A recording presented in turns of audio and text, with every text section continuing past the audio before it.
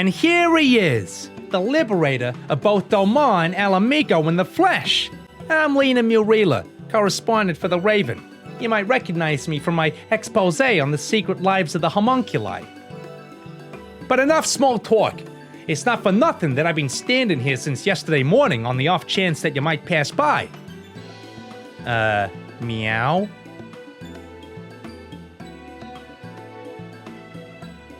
No, I'm here because, well, actually, it's best that you hear it from Alma. I'm just an observer.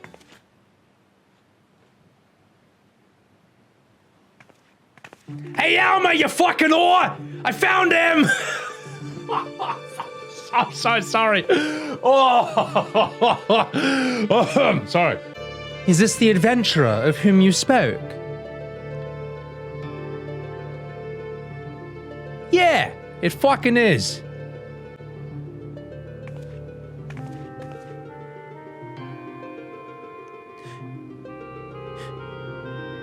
Please, I beg of you, find my father, Obi-Wan.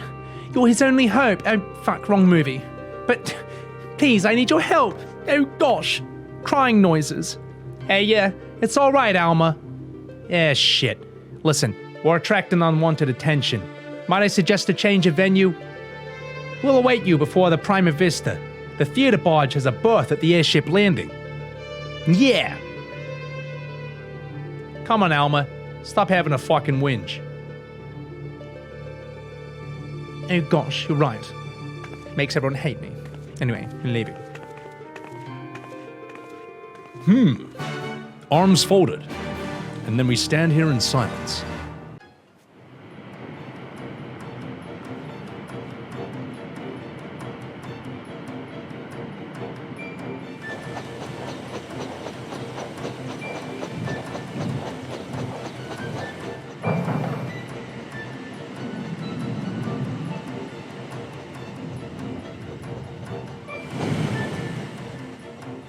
Holy shit.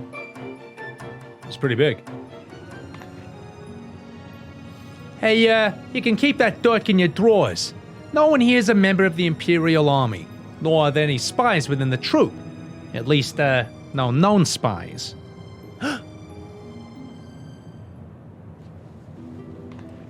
Ask anyone, and they'll readily attest. The majestic Imperial Theatre Company are the finest practitioners of the dramatic arts to be found anywhere on the three great continents, and beyond. They have admirers throughout the Empire and its territories, even boasting a sizable following in Gridania, hence my assignment to their story. It's a little-known fact, outside Garamold at least, that the late Emperor was a devoted patron of the arts who supported various theatre troupes to the tune of much coin. Indeed, Solus was so enamored by the majestic players that he ordered the construction of this very airship, and the troupe might perform in every corner of the Empire. When his grandson took the throne, however, everything changed. Now all the theatre troupes, domestic and foreign, must submit their works for approval by the Central Imperial Board of Censors. If a play is deemed vulgar or inflammatory, it's banned, and the troupe denied their writ of transit. The worst offenders? Well, they ain't never heard from again. This policy has effectively left playwrights with two options. Either compromise their creative integrity to curry favor with his radiance, or put down their quills altogether. The principal of the Majestic, however, chose a third option, to express his disapproval for the new emperor's policies obliquely in ostensibly unpolitical works. Pray, forgive me for my earlier outburst. I am Alma Bass Laxentail, daughter of Principal Genemies Sen Laxentail. Perhaps you've heard my father's latest play, the Zodiac Brave story? On the surface, it is an innocent retelling of a well-known Garlean fairy tale, hardly worthy of the censors' attention. But beneath, it is something quite different, a fact that the censors failed to spot when they approved the manuscript for public performance. The play quickly became a huge success. The common folk loved its fantastical story, while the learned classes appreciated its true message. By the time the Imperial Board of Censors realized their mistake, it was too late. No longer in a position to prohibit the performance outright without admitting fault, they took aim at the company's purse strings instead. Before long, noble patrons began to withdraw their support, fearing to be associated with the troupe. By the end, even the learned felt compelled to feign ignorance. By bleeding the majestic of their funding, the censors robbed them of their voice. And you know what? None of this has made it any clearer as to why you're here, right? Allow me, Lena. Hey, it's fucking Sid Highwind from FF7. 14. You stupid cunt. I've known Janimus since we were students at the Magitech Academy. When I heard his daughter was in Kugane, looking to enlist the aid of an adventurer, I felt compelled to give her your name. Sorry for not announcing myself sooner, old friend. Janimus and I were from different worlds, but that only served to fuel our friendship. Many were the nights when we'd prattle on in the wee small hours, warm flagons of peated ale numbing our minds to the other's naive ideologies. Yet, no matter where our conversation began, it would invariably end with him telling me how he was going to change the Empire from the inside out. The troupe was to be his path into people's hearts. Even after the Empire forced him from his home, Janimus never gave up hope that his work might change the world.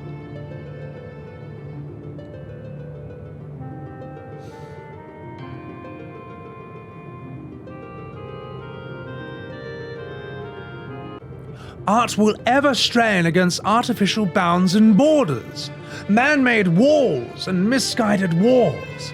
It is in such time of uncertainty that we must needs embrace our calling and take to the skies so that others might do the same.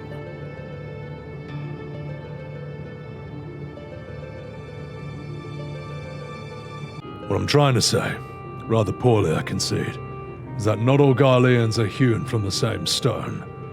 Just as there are those who would pledge their lives to the Empire, who would never think to question the authority of its leaders, there are those like Alma's father and myself, whose love for their country does not blind them to its flaws. Still, try selling that sack of sunflower to an Alamegan or a Doman who's watched his family consumed in the flames of a Magitech Reaper.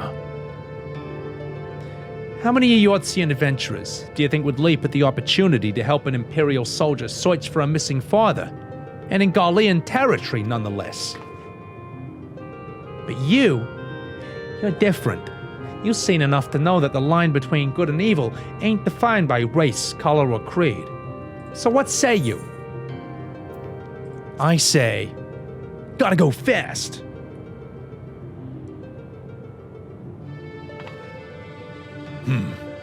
Indeed, Sonic. Yeah. Now that you understand the nature of the task, perhaps Alma could provide some insights as to where we might begin our search. Shortly before my father disappeared, he began work on his next play, a successor to the SWb&x story. Oh, shit. I'm getting ahead of myself. Please, follow me.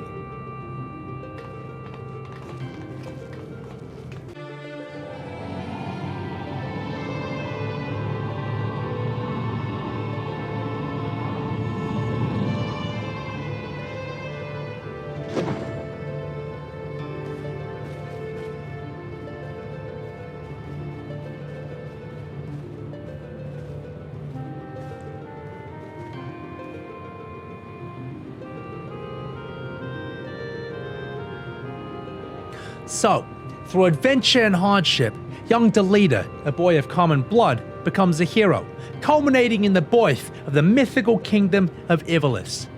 But, that's where the story ends. There ain't no records of anything that follows. Was Principal Janimus simply gonna invent something?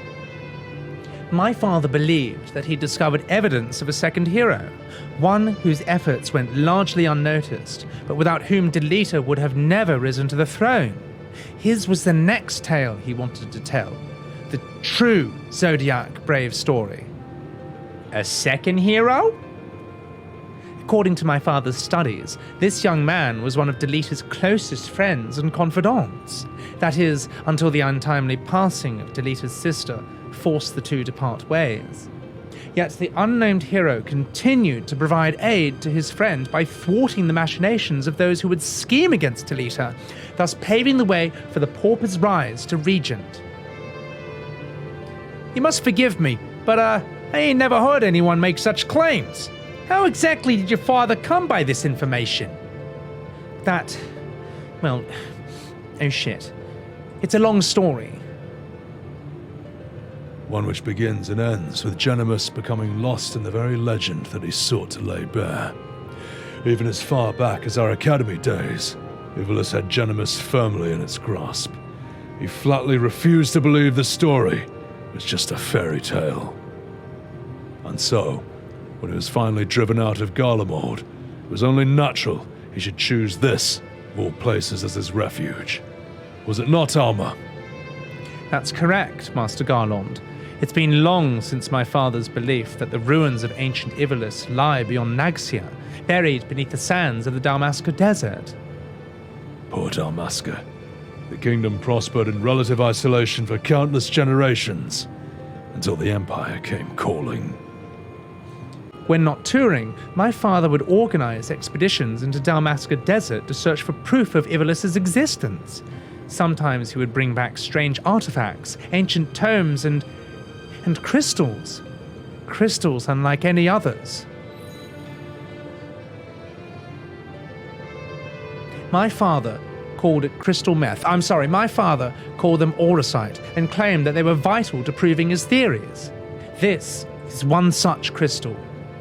By the 12! It's magnificent!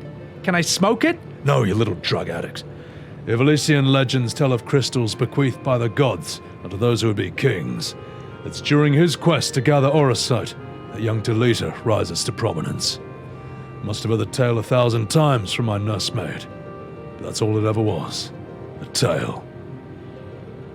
My father would often tell us how the auracite spoke to him. At the time, we assumed he was speaking figuratively, or just high off his bloody tits, that the stone's beauty had roused his muse. But then he began to act strangely. How so? Following our arrival here in Hingashi, my father spent most of his time cloistered in his chambers, poring over his past research, and though he was alone, we could often hear him in conversation. It was not uncommon for my father to recite the lines as he wrote them, but it soon became clear that this was something else. It was as if he was talking to my mother who had passed several winters gone. Might this not have been out of mere loneliness, or perhaps the strain of your flight from Garlemald? Possibly, but that would not explain the voices which answered him.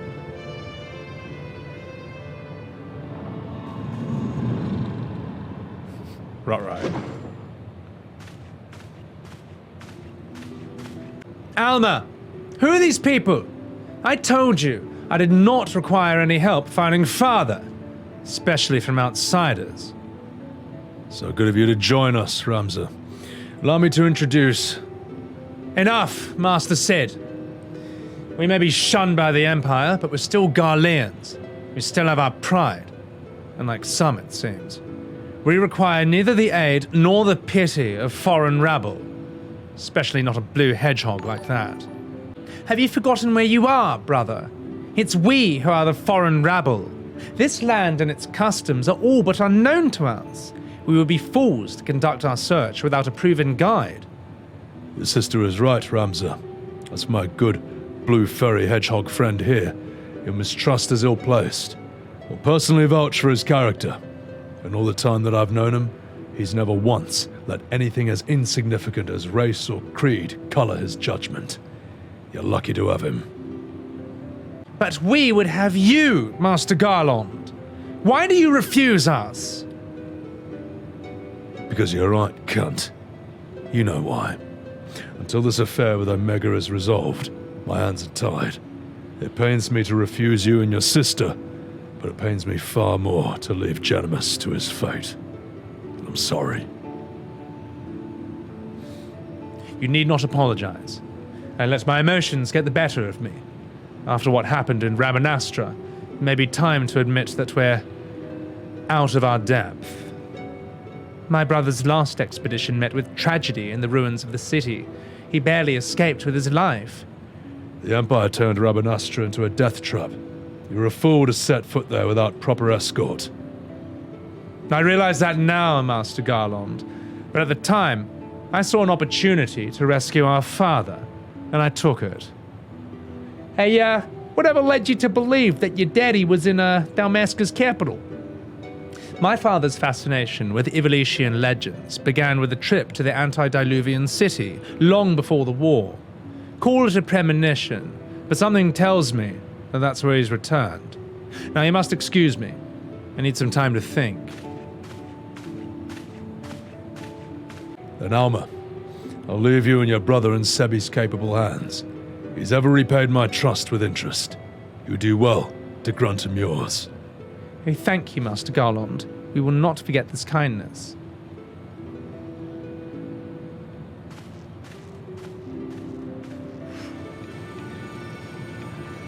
Alright, listen up, Sonic, you fucking minge.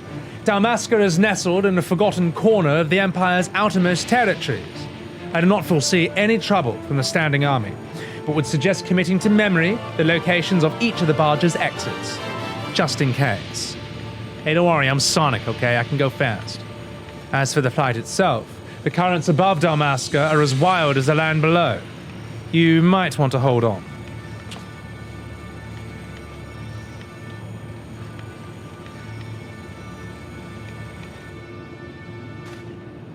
Forward! I said silently.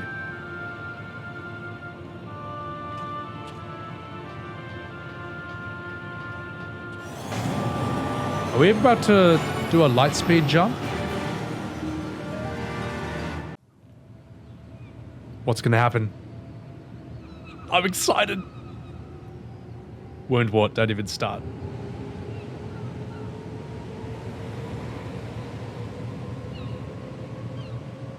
Oh, I thought it was gonna go and just like shoot off. Oh, this music. Oh, it's so good. How good is my Sonic glam?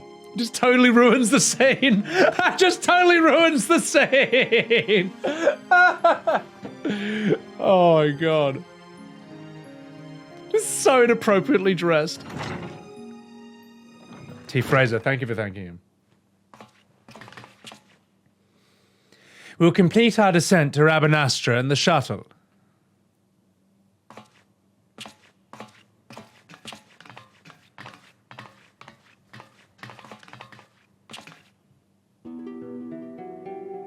Not you, you silly goose. Look at yourself. Oh, Ramza. I thought I made myself clear, Alma. The capital is simply too dangerous. Father would never forgive me if I were to lose you trying to rescue him. Oh, well, shit. Come, Sonic. We're wasting time. Oh, poo. Oh, fiddlesticks. I'm really upset about this.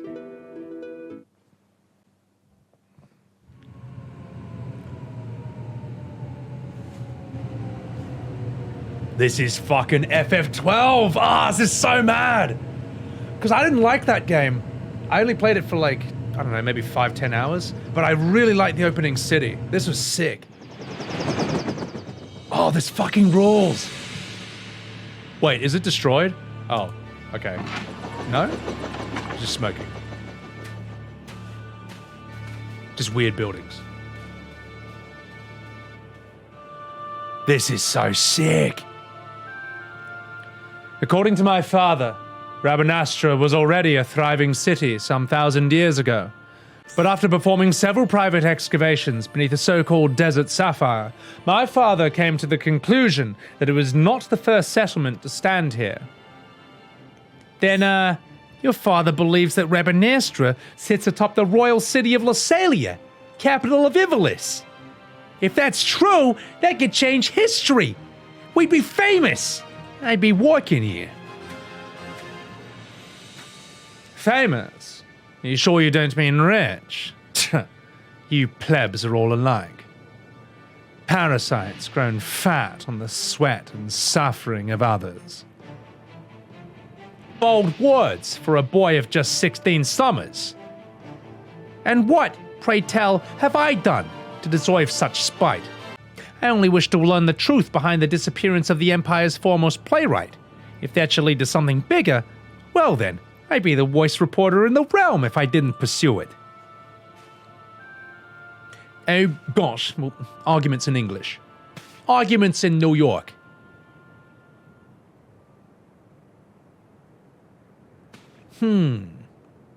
Meow? Yes, we can argue about this now, or we can return to the Prima Vista and report to our army of adventurers that it's time to begin the expedition. I humbly suggest the latter.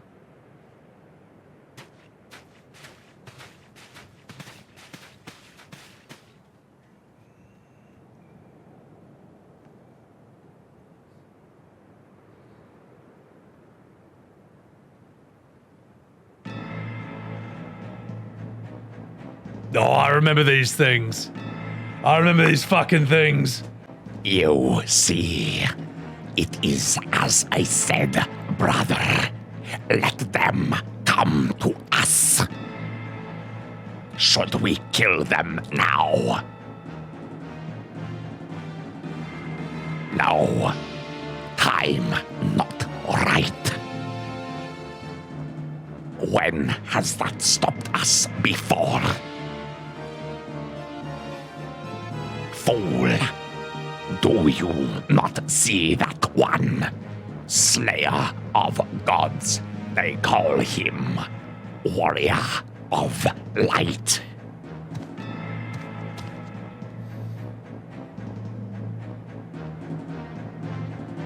To be off, because they want everyone to see their face, because we're a bunch of vain assholes.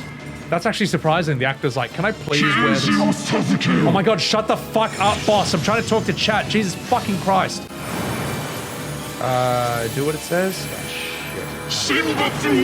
I get it. I'll be judged. Shut the oh, fuck, I'm a chicken! Help! Help! Gronk! Gronk! What the fuck is this? God damn it. Did I just get Fantasia'd? Oh, shit. Help!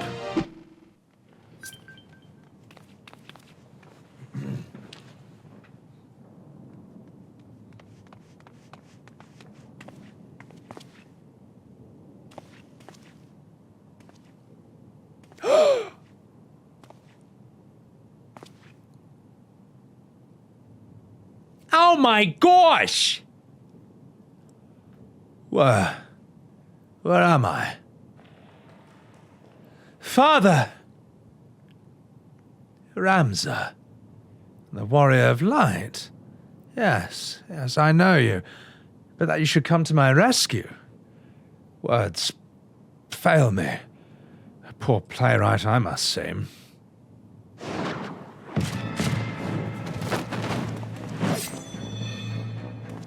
Hey!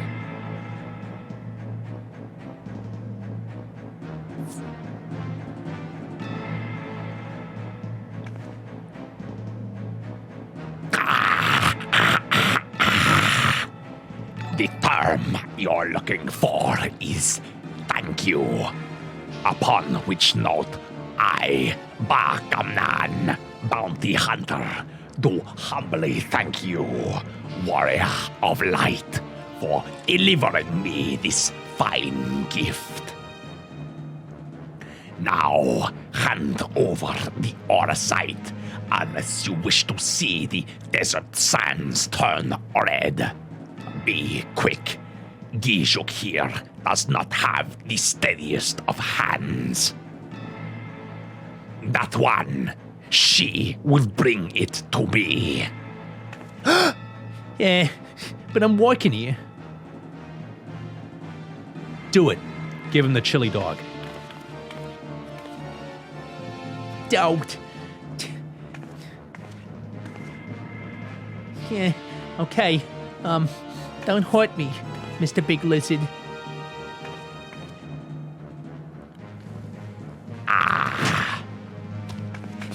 I'm running here. Oh, yes.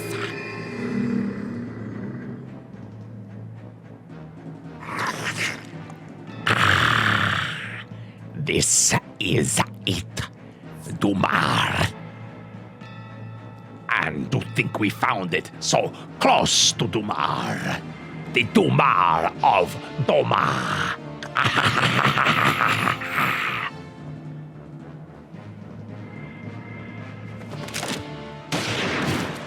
Oh, and now I am dead. Nanny? Enough, Boagi. We would not have our guests think us underbred. You have what you want, you thieving lizards. Now unhand him. Of course, a Bangaa is always true to his word. I will be keeping this.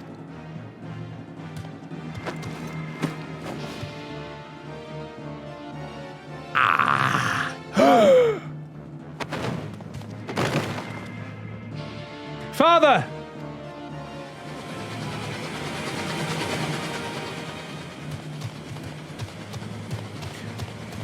You've only yourself to blame for this. But if you mislike the thought, you could always blame the gods. Not that they listen. Get up, fool. We are leaving.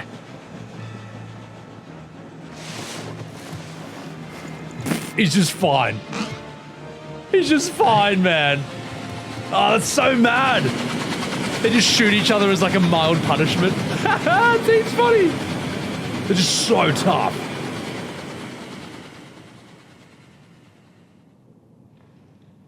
You're going to be all right.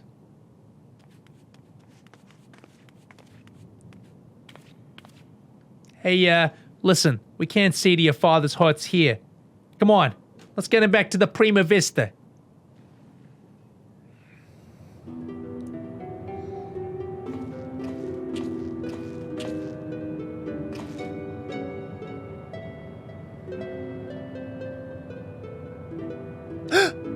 Oh gosh, it's waking up.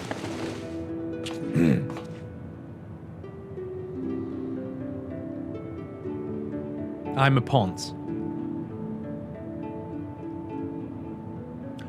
Alma. Ramza. Can you ever forgive me? And you, Sid. It was never my intention to put you to such trouble. I'm ever in your debt. You would have done the same for me, Janibus. Besides, it was Sebby here who went to all the trouble. If anyone deserves your thanks, it's him. Yeah, gotta go fast. He's right. I've done nothing to deserve your kindness, yet I am its beneficiary nonetheless.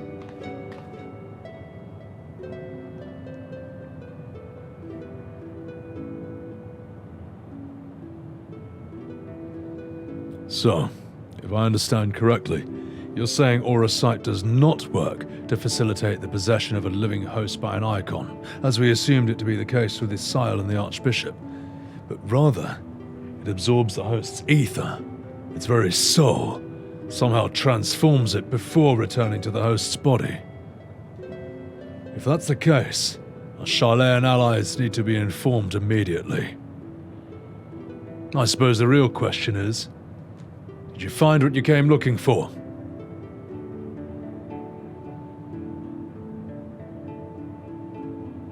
The legend would have us believe that Delita Hyral, the commoner who would be king, was the sole hero of the Zodiac brave story. But as I've discovered, there was another. Two others, in fact. Siblings whose roles faded from the subsequent retellings of the story. A brother and sister by the names of Ramza and Alma. Then, prepare for this assignment, I pored over every published work on Ivalice legend that I could lay my hands on, and nowhere did I find any mention of these siblings. That's because you're an idiot. No. But I did. I uncovered irrefutable evidence that Delita had a close companion named Ramza who aided him in his rise to power. This in turn led me to Alma. That I might never lose sight of the truth, I named my own children after these lost players. I'm sorry I never told you any of this, Sid, but you must believe me. Ivalice had never been a mere pastime of mine. It is, and forever will be, my calling. My purpose. My family's purpose. Go on. The world knows me as Genimus Sen Lexentale, yet that is but my stage name. My true name is Arzalam. Arazalam. I'm sorry, it's complicated, even I can't pronounce it. It's Arazalam Durai. Countless generations past, it was my ancestor who penned the Durai papers, an account of Ivalice and the War of the Lions that details what truly occurred during that turbulent era. Nanny? You're tired, Father. Rest. I will continue. Long ago, an orphan by the name of Oren Durai crossed paths with both Ramza and Delita. After Delita's rise to power, Oran found himself in the service of the pauper become king. Following the War of the Lions, Oran believed that the people of Ivalice had a right to know of the truth of Ramza's involvement, and set about documenting his deeds. When the church learned of his intent, however, they branded him a heretic, and had him burned at the stake. The Durai papers were never published, and any existing copies were gathered and sealed away in church vaults, the truth about Ivalice along with them. So, what was so damning that it might drive the church to do such a thing? I'm coughing, oh gosh. Shouldn't have smoked so many cigarettes. The answer to that question can be found in this book, the only surviving transcript of my ancestors' chronicle, copied from an earlier draft and passed down for untold generations. With this, my father and I plan to reveal the truth and restore honor to the family name. Forbidden Chronicles. Secret family legacy. Not that I doubt you, Genimus, but how do you expect to convince people of all this when well-nigh every soul in the realm believes Ivalice to be nothing but a bedtime story? By proving that it's anything but. And when the people see that Ivalice was real, the rest shall fall into place. Were it as simple as bringing forth the chronicle and submitting it for review, we would have done this long ago. But alas, it's not. The Durai papers, you see, are written in High Ivalician, an ancient tongue long extinct. My father, his father, and his father before him labored tirelessly to decipher this tome, but for want of other sources made only fitful progress. A word here, a phrase there.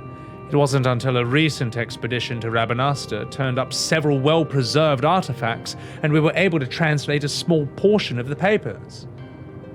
Then the diary stolen by the Bangaa bounty hunters? I'm afraid so. Everything we learned of the language was contained in those. Well, shit. And we're back to where we started.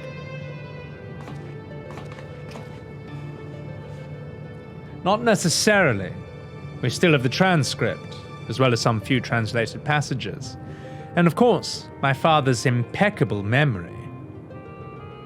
I've come too far to allow so simple a setback to deter me from my purpose. I'll show the world the truth, if it's the last bloody thing I do. It's as Master Garlon says. He's a man obsessed, and I fear that Ivalice's grip on him will only grow tighter. Father was fortunate to escape Rabanastre with his life, and already he speaks of continuing his quest. You promise me you'll keep him safe, Sonic? Please.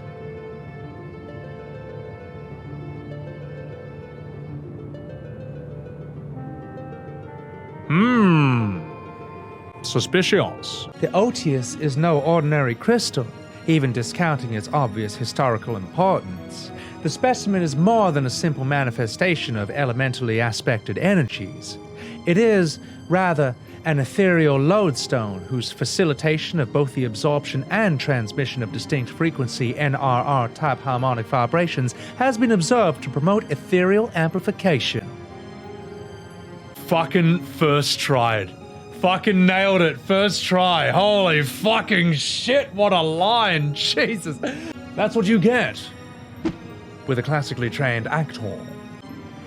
The resultant neuroharmonic disturbance allows for a highly unique emittance of CPRS waves that, instead of radiating outward with a determinate factor of dispersal, instead resonate inward at a frequency so labored, my estimates place the rate of VRT decay at upwards of several centuries, though I admit that I lack sufficient variance to truly complete a comprehensive graphical assessment. Holy my god! Holy shit, it just gets even worse! While that explanation may elicit admiring nods from your professors at the academy, it'll only earn you blank looks from chat. Take a deep breath. Try again. This time in a language that those of us without echo might comprehend. Well, I do declare, this is a fine how do you do. Apologies will see us no nearer to an answer. A simpler explanation will do.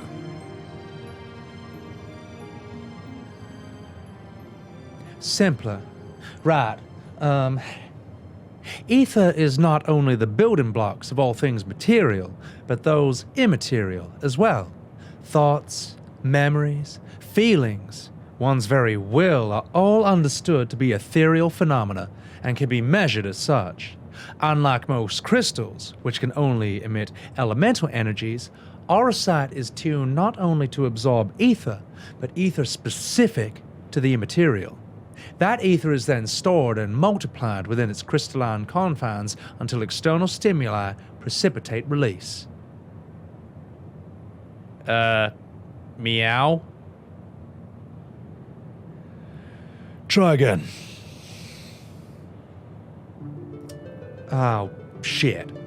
Under appropriate conditions, a strong will or desire can become imprinted upon the auracite and stored until fomentation, at which time the desire becomes manifest.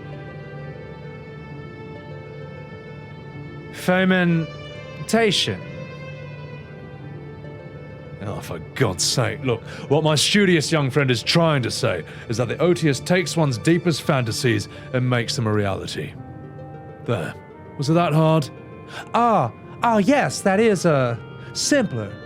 You may choose to think of it as a process akin to that of summoning a primal. There being one marked difference. Primal summoning requires a supplemental energy source, such as a horde of elementally charged crystals. Auracite, on the other hand, has the capacity to serve as its own source of power. As a hedgehog, I understood none of that, but I'll pretend like I do. Thinking noises. We know from the Durai papers that Argath was never the king of Ivalice. He was slain in battle during the War of the Lions. And yet the Argath encountered during the recent expedition carried himself as if he'd been crowned regent. I believe this was merely the auracite in possession of making realizing his desire to rule. I am informed that he uttered the same words over and over again for the duration of the confrontation which unfolded. Yeah, I know. He wouldn't shut the fuck up. Oh my god, shut the fuck up, boss. I'm trying to talk to chat. Jesus fucking Christ. Yes, he did say the same thing over and over again. It was fucking tedious. The Durai papers are accurate. Argath was a weak and petty noble who believed that his blood entitled him to power. The auracite took that belief and twisted it into the abomination that Sonic, gave a super spin dash.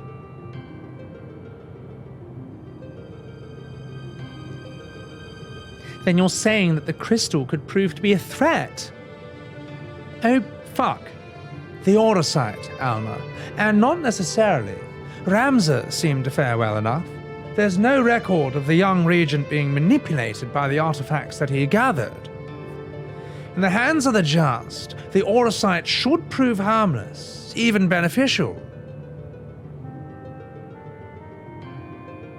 To paraphrase, it's not the weapon that kills, but the one who wields it.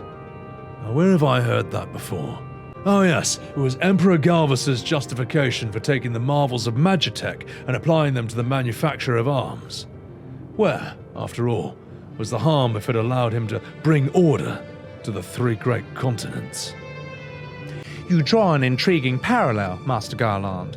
The properties of these crystals are so singular, I do begin to wonder if they, like the Magitech, are the products of science and not nature.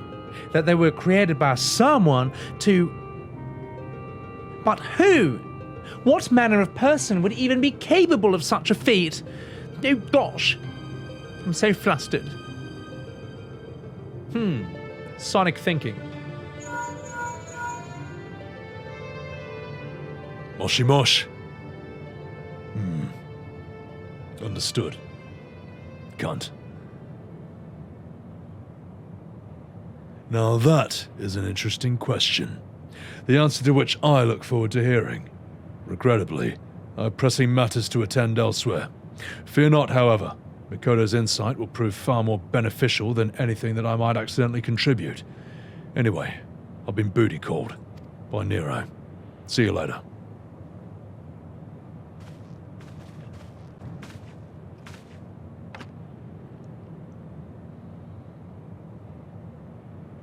What I don't understand is,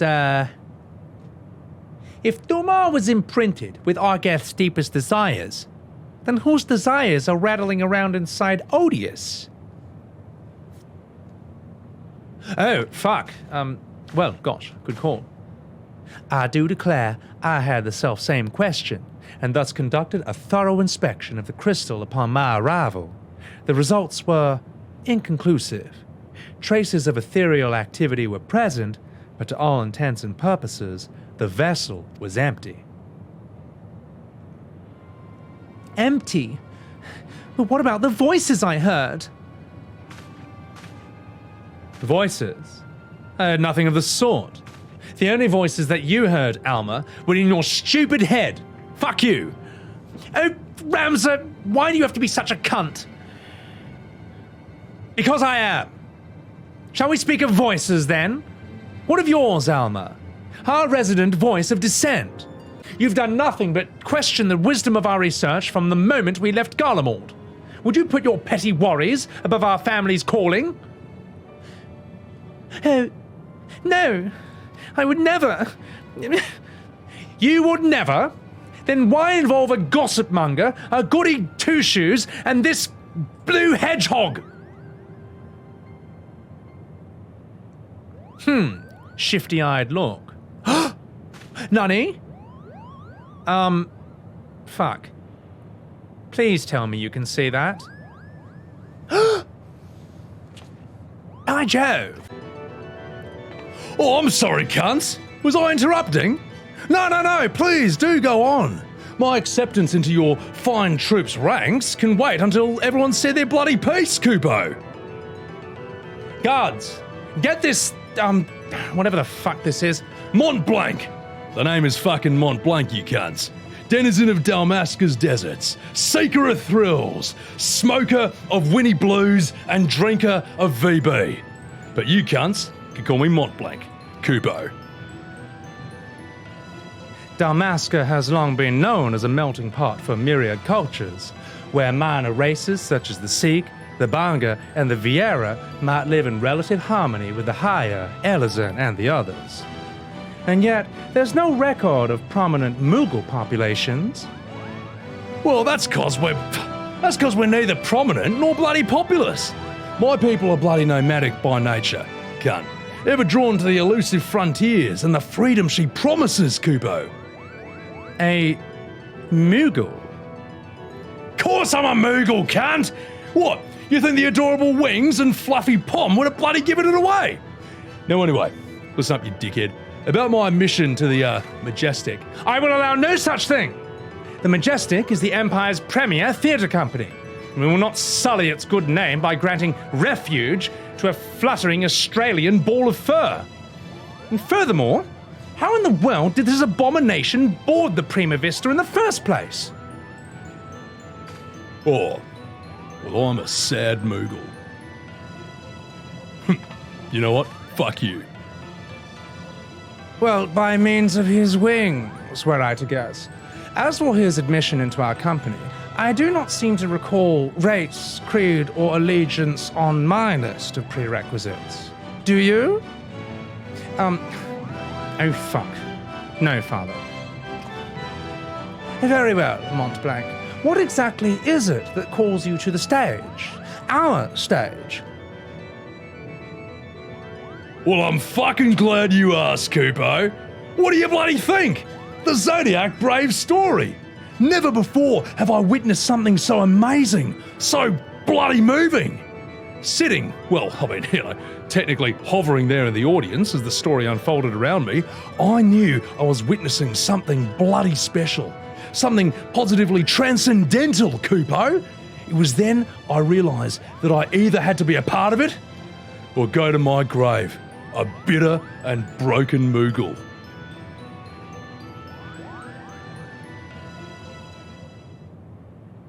Oh, was this realization before or after you swore that you simply had to become the realm's greatest marauder? Kupo! Meow? Oh, fuck. Hurdy? How the fuck did you get in here? Oh, shit.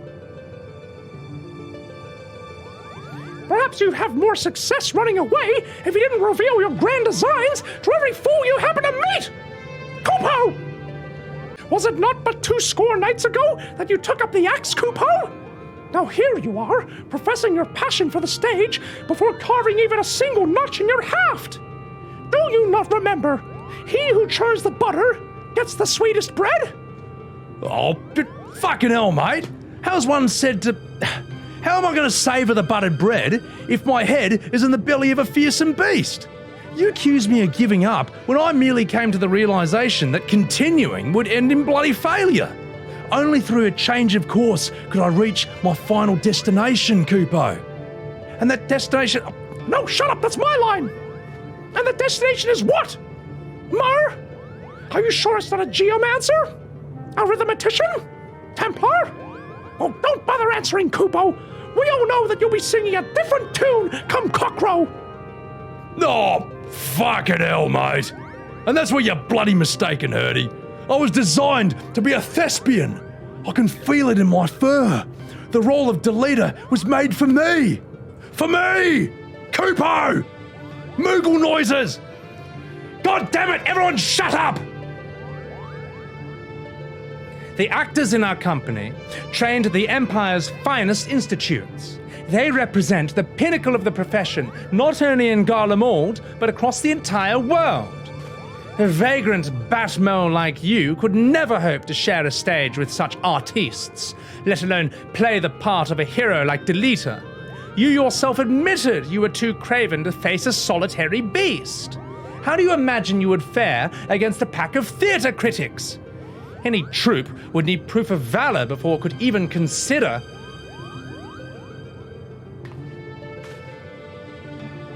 Listen up, you fucking dickhead. Craven! Call me a cheat. Call me a cur. Call me a bloody New Zealander. But don't you ever call me a craven. I accept your challenge, cunt. Slay but one foul beast by my own hand, and the Majestic Theatre Company will accept me into its bloody ranks, Kupo. Wait a minute. I issued no such... You're all bloody witnesses, Kupo! When I return with the head of a terrible beast in my gore-stained hands, you will be honour-bound to welcome me, Mont Blanc the Mummer, into the fabled ranks of the Majestic. Now fuck off! Oh, shit! Well, what do we do now? What do? We do nothing. If that bat mole wishes to throw himself on the horns of a stampeding zoo, I will not stand in its way. I do believe the proper term of derogation is mole bat, and I should warn you, moogles do not take kindly to those who use it.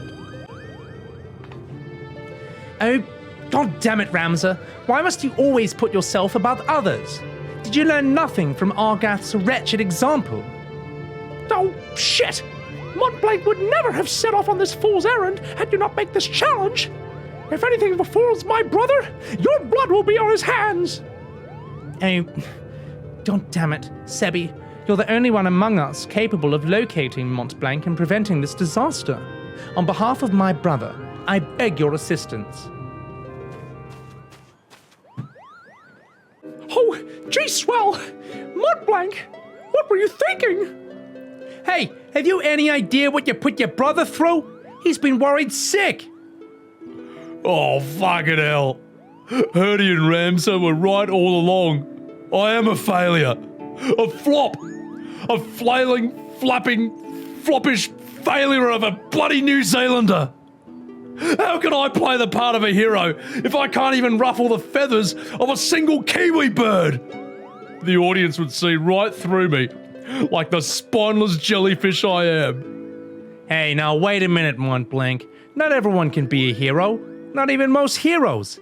Yeah, bards sing about the man who deals the final blow, but what about his cadre of loyal companions? Do you think the leader united Ivalice on his own? What, you think Sebby was here alone when he liberated Alamigo? Yeah. What, you think I beat Robotnik without tails and knuckles? Of course they're bloody not, mate.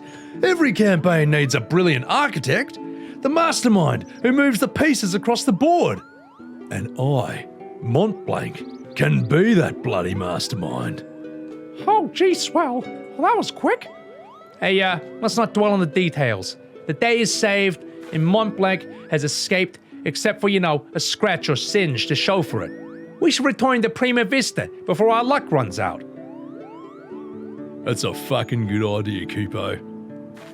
Anyway, let's get the fuck out of here. Thank you guys for enjoying my absolutely ridiculous Sonic Glam. Oh fuck, this is a whole scene. Yeah! Gotta go fast. Oh shit.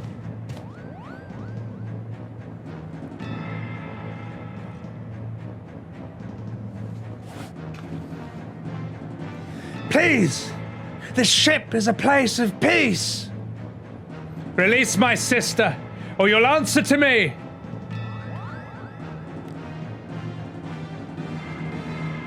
Ah, shit. And the cat's away. Put that damnable thing down, Ramza. You're not helping matters. We have no quarrel with you or yours. We only seek aid in finding our leader, Bakamnan. Nanny? You seek our help. You, who threatened to kill my father. Who stole his work and made fools of us all. Never! You fucking bellend. Silence, Ramza! They have Alma. We will hear what they have to say. As I said, we have no quarrel with you. We only did what was necessary to secure an audience. We surrender our weapons, offer you journal as act of good faith.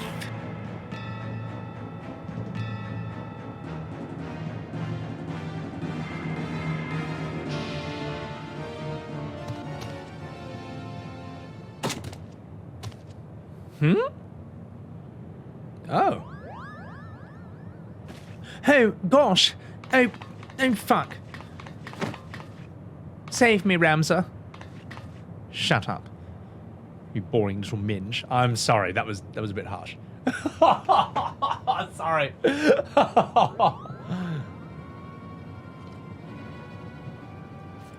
This is all rather a lot to digest, but your claims do coincide with what we've learned about the Order site. You're saying the crystal did something to our captain?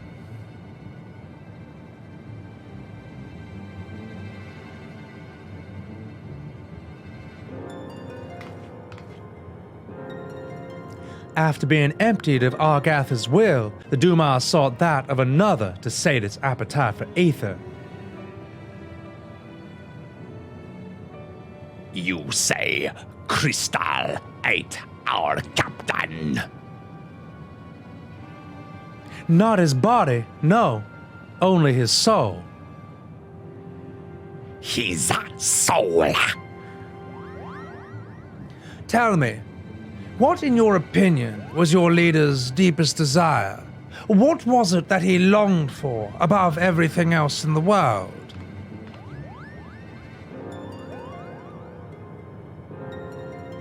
Why waste your breath reasoning with these lizards? They show themselves for the beasts they are when they put a knife to your throat. Oh, fuck me. First mole bats, now lizards? You know what, cunt?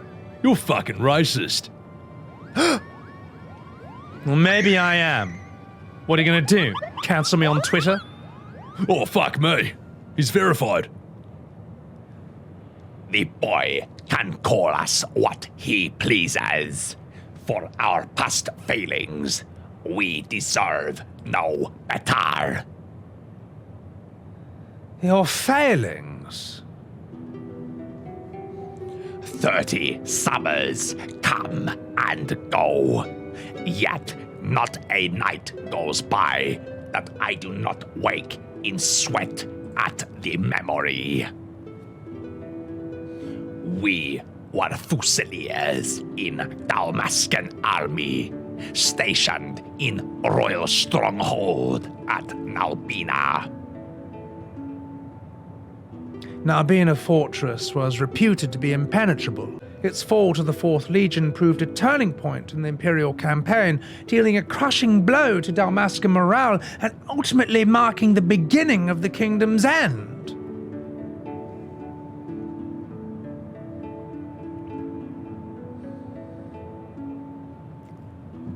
Gamnan was our captain. Once was clear the day would not be ours.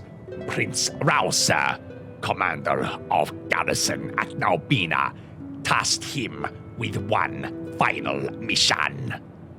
Our unit was to escort His Highness' twin sister, Princess Ashelia, away from fortress, thence to safety. But things did not go as planned.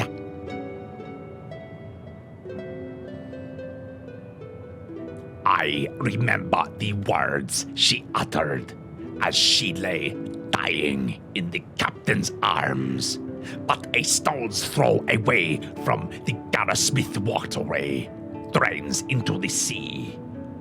Even as the fog of death descended upon her, she smiled and told us, the very people who failed her, to survive. As long as even a single Dalmascan stood, our nation would never truly perish.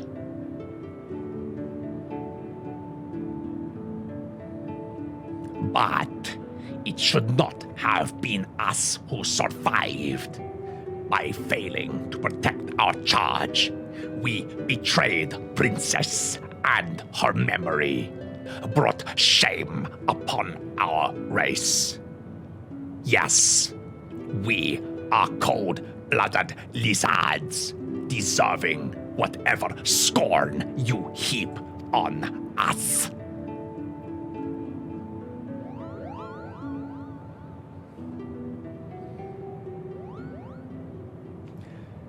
I do declare, I think we may safely assume a deep-seated hatred towards the invaders of his homeland, coupled with a self-loathing born from a sense of powerless.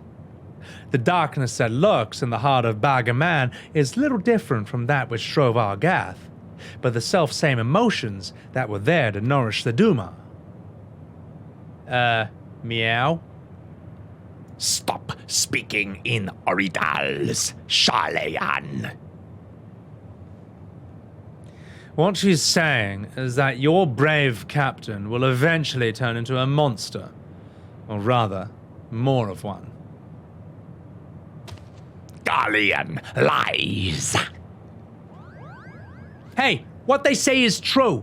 If we don't find Bagger Man and the Dumas soon, none of us is safe, present company included. You have any idea where you might have gone? Any at all?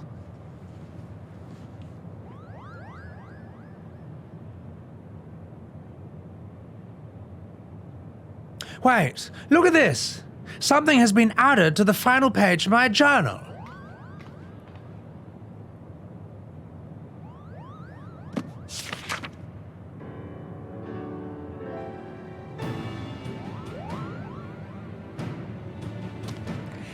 The captain must have put it there. Only he has access to it. Until we found it in pack he left behind. Is this, Dalmaskin? Am I walking here? Well, fuck me. It bloody well is. It says Readerana. The lighthouse. Why would he write that in Old Man Journal?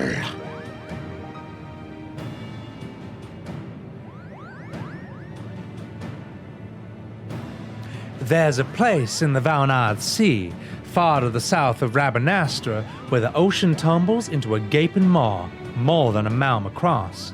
The Readerana Cataract. Quay? Legend would have us believe that it's the entrance to the Hell of Water.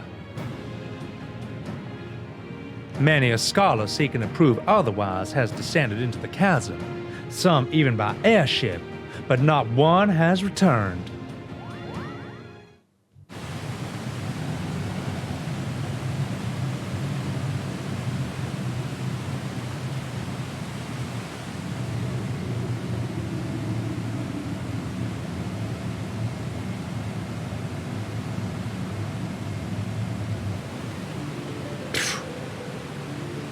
This is a pretty cool area. How do you build that thing? How do you even build that? How does that not get eroded in time?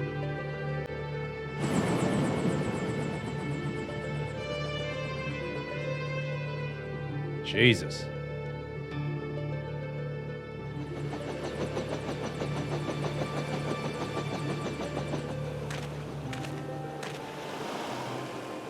Something is very wrong here.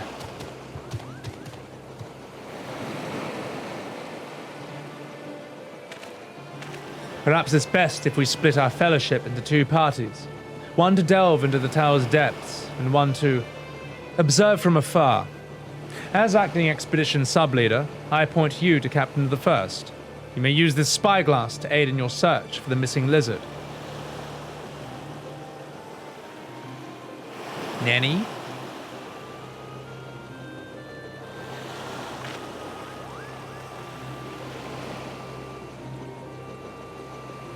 Damn, brother. Where are you?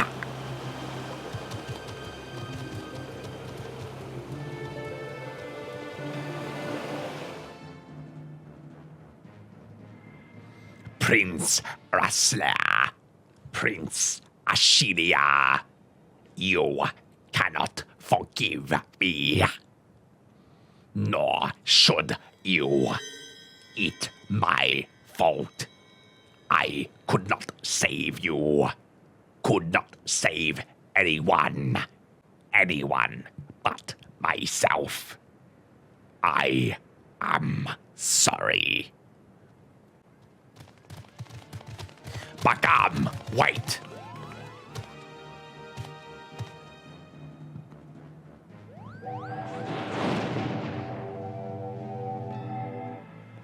Traitors! Have you no pride?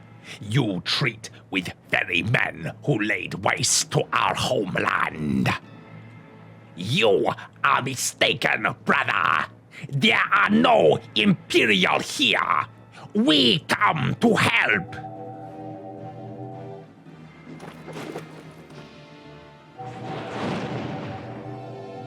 Rotro. Rotro.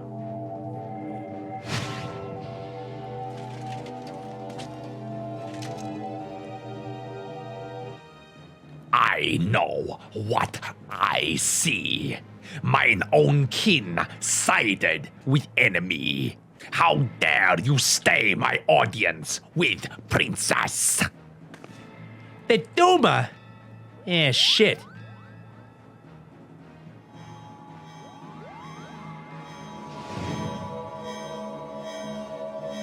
Oh, it's fucking him, Kupo. It's got him. It's showing him what he wants to bloody see.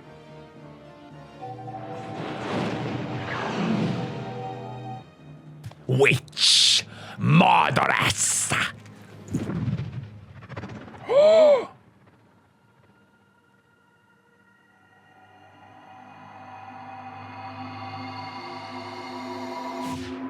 no! No!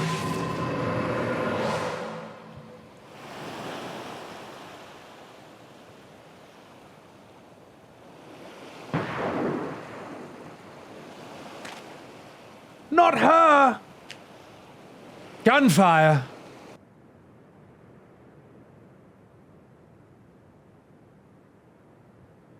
Yeah! Gotta go fast!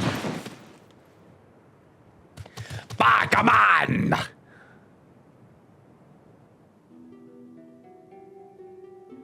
So, this is end.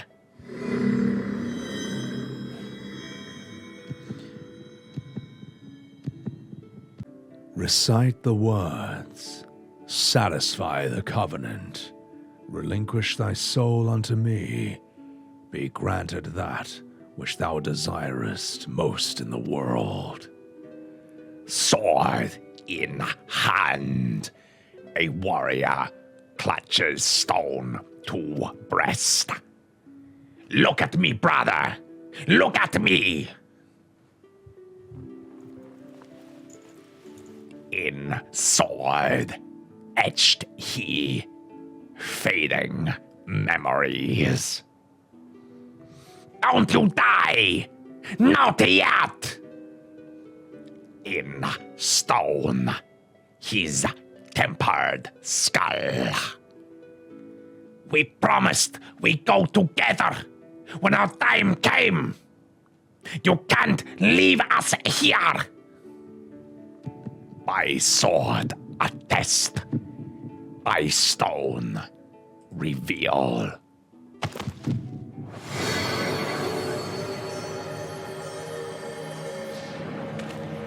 Oh, fuck. That light. Where have I seen it before? No shit.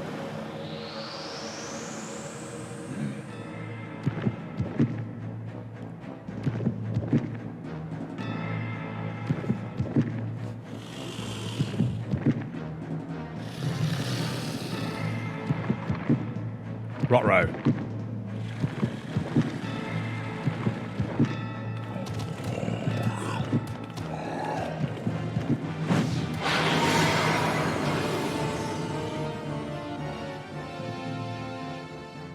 And he's gone.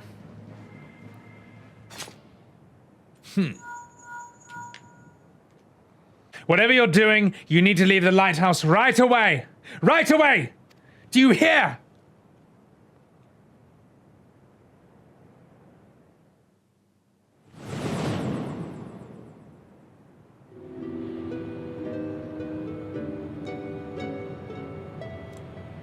Father, is now not the time to abandon this quest? We're meddling with forces beyond...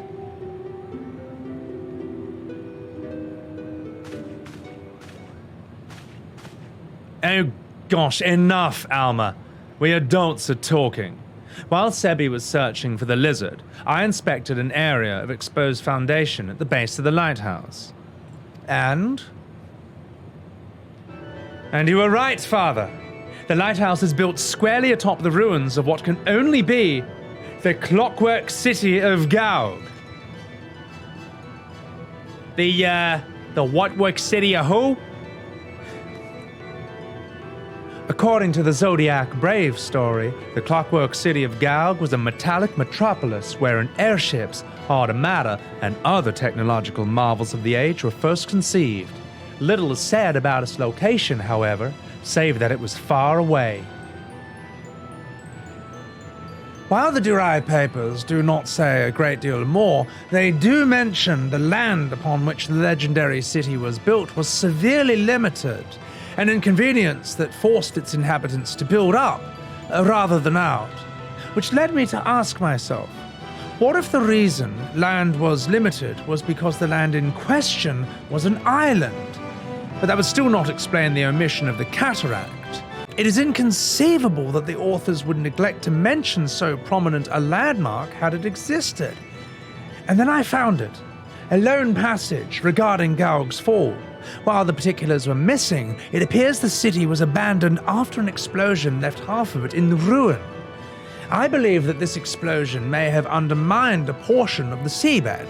It need only be a small area at first, one that could well have gone unnoticed during the Exodus.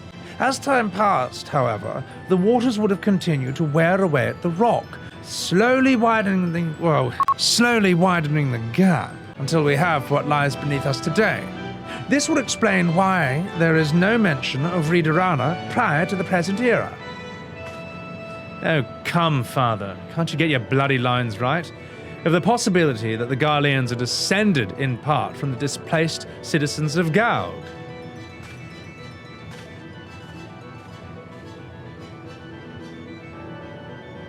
It would explain how the Empire was able to forge its armies of iron even before the discovery and application of elegant technology.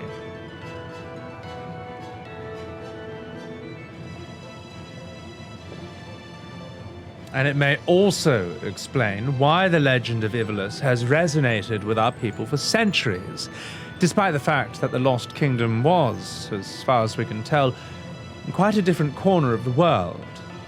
An interesting, if somewhat ambitious theory, but to return to your original claim, it is your belief that the Ridarana Lighthouse stands atop of what is left of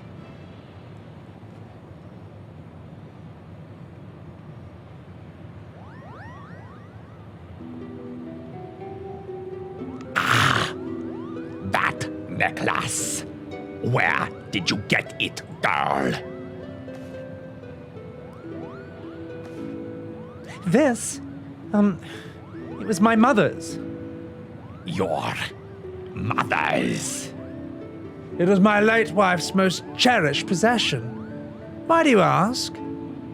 Bangaa had a talisman he would wear beneath his jerkin. He refused to take it off even when bathing. He said it was special. I saw it few times, but it looked exactly like one your daughter wears. And? What are you implying, lizard? That my sister stole it? Or my late mother? Neither. I speak of their similarity. That is all. Hey, can you believe the noise with this boy? I'm working here.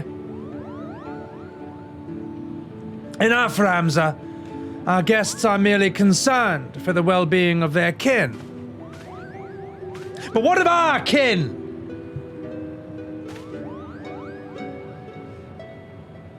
What of them? What of them, Ramza? Do you imagine our kin to be better than theirs in some way? Or anyone else's, for that matter? I apologize, Father. I'm sorry. In fact, I pooed my pants a little. Oh no. We have but one purpose, son, and that is to prove the existence of Ivalice and to clear our family's name. Do not allow anger or hate to lead you from that path. Now, Cheer up, Buttercup. We've got a lost city to explore.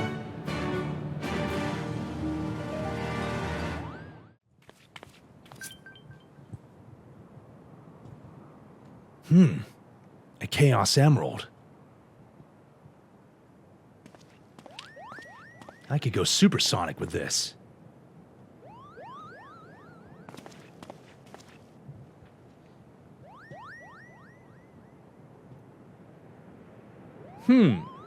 I do have a rather punchable face.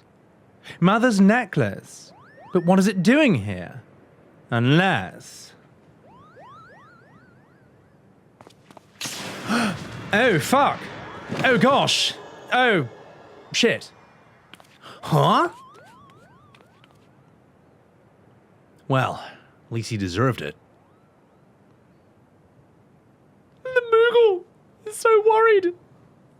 That's so cute.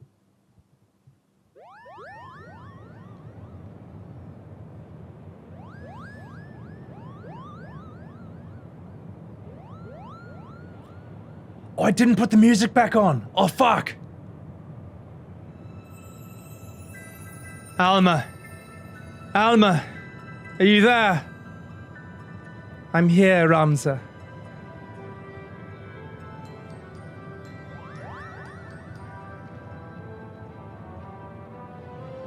Extraordinary. The stones are different, but the craftsmanship is identical.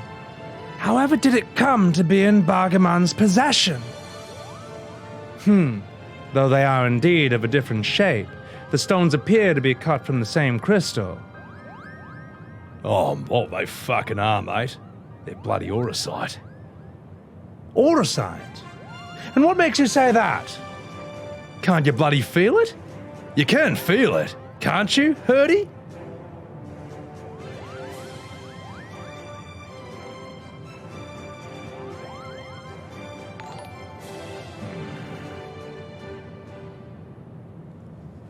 Do you recall me telling you Bangaa considered this necklace special?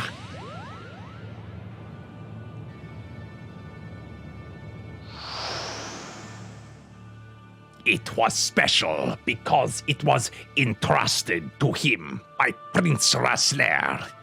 He was to return it to Princess Ashilia upon delivering Her Highness from Nalbina Fortress.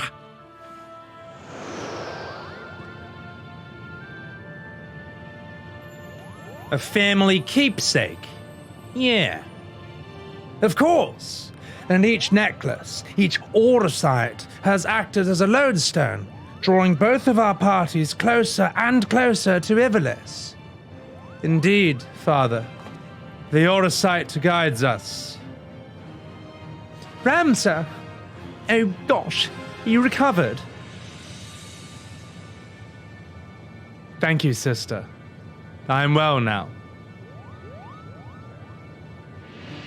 From what we know of the Dumar and the Odious, vestiges of one's will may endure in an auracite.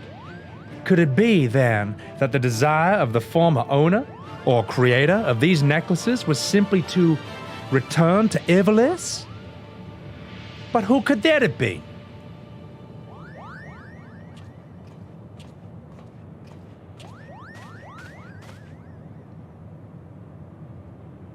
Ramza. Ramza Beov. He wanted people to return to his homeland and uncover the truth behind the kingdom's founding. But then why show us Visalia and Gaug, you ask? Simple. We're being tested. The auracite is measuring our worth, seeing if we are deserving of that truth. Hey, you say these things as if you know them. But how could you? Nothing we've uncovered suggests anything of the kind. I know you have your doubts, but I can assure you they are misplaced. For now, I must simply ask that you trust me, Lady Muralia. Lady Muralia? Hey, since when did you... Ramza, are you quite feeling yourself? It's like you're no longer an asshole. Of course I am, sister dearest. I've never felt better.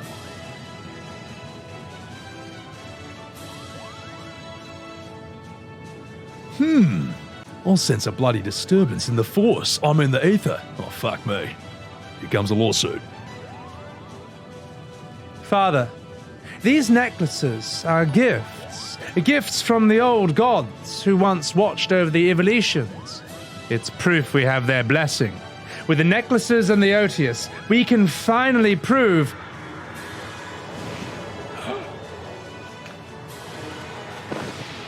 Oh, God! Oh, I've got a stomachache. Oh, it's horrible. It's fine. Thank you, Sonic. I don't know what came over me.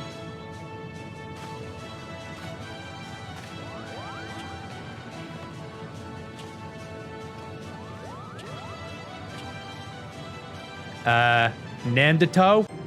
Sonic! When did you... Oh, shit! Alma! I'm fine, brother. It's obvious that you're not. You must return to your chambers and rest.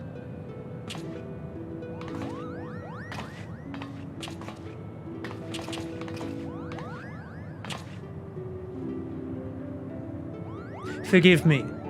Perhaps we shall speak again once I've regained my strength. Until then, please, look after my father. Hey, no problem. I'm Sonic. Now then, where were we?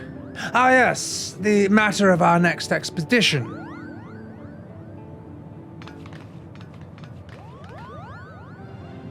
As we discovered during our most recent foray into the Estes Sands, the Damascan capital of Rabanasta appears to lie upon the ruins of what can only be the royal city of Lassalia, ancient capital of the lost kingdom of Ivalice.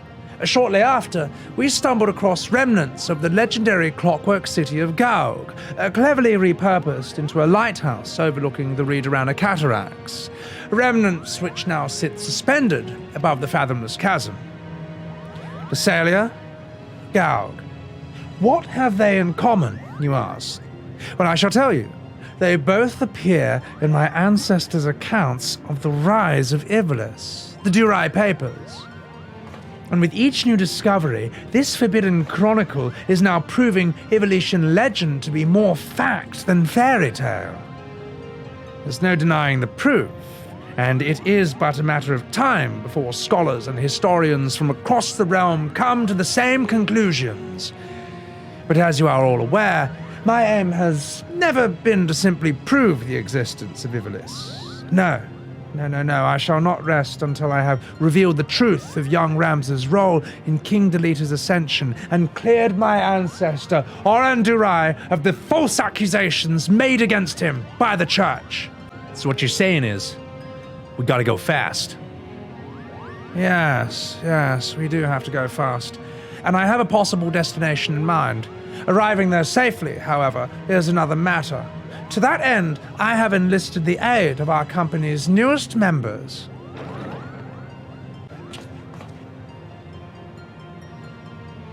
Despite my pleas to do otherwise, who knows what trouble those two will see us into.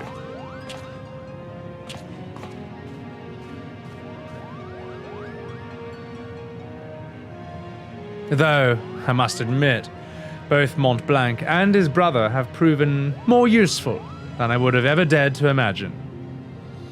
Oh, listen up, you fucking dickhead. When it comes to usefulness, I'm the bloody first in the field. Or was it the furriest in the field? Oh, wait a minute. Anyway, you want to feel my fur, Kupo? No, I'm not a pervert. Oh, and you wonder why Ramza despises you so, brother. They do all the work, and all you do is jest, Kupo. But you're mistaken, Herdy. I bear neither you nor your brother any ill will. Any further ill will, that is. If anything, I owe you my thanks for your recent contributions.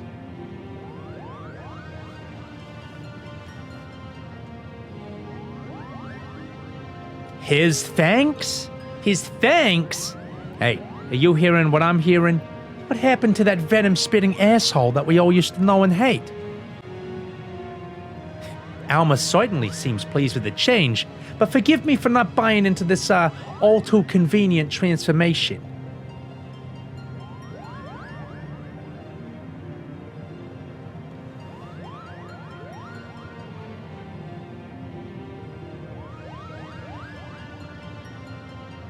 Simply showing the world that Ivalice actually existed will not validate the claims chronicled in the Durai papers. That is correct, Father. The key lies with Ramza. If we can find evidence of his hidden role in history, it will prove Oran's testimony true and safeguard our family name from ridicule. Which is why I turned the focus of my research to Delita's forgotten companion and his actions during the War of the Lions. It was only then I discovered something most intriguing, an underlying struggle with an unknown force, a force with the power to bring about calamitous ruin. What, like Robotnik? Auracite, the twisted abominations we encountered in both Lassalia and Gaug, the Lucavi, are born of these unholy crystals. While nobles of the north and south squabbled over Ivalice's crown, Ramza silently sought to rid the world of a darker evil. Evil manifest from the deepest desires of men and women, whose minds had fallen prey to the Auracite. And with each confrontation, did Ramza's fellowship grow smaller. Countless companions lost to a cause that would go unwritten, yet was far more important than any clash of armies. So they did endure until reaching their final destination, the Orbon Monastery. Oh, I know this one! The Orbon Monastery is where Princess Ovalia was raised. Hey, there's a scene about it in the Zodiac Brave story.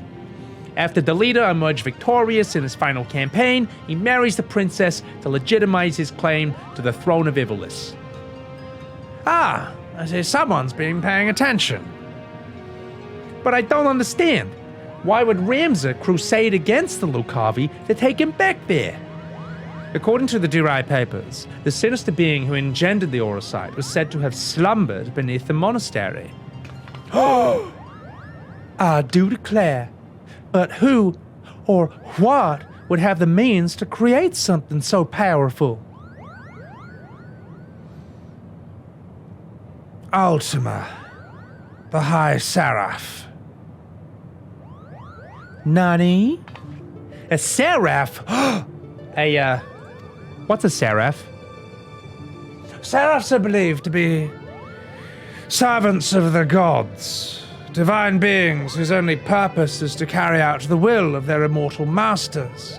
As to whether or not Ultima can claim this title, however, I cannot say.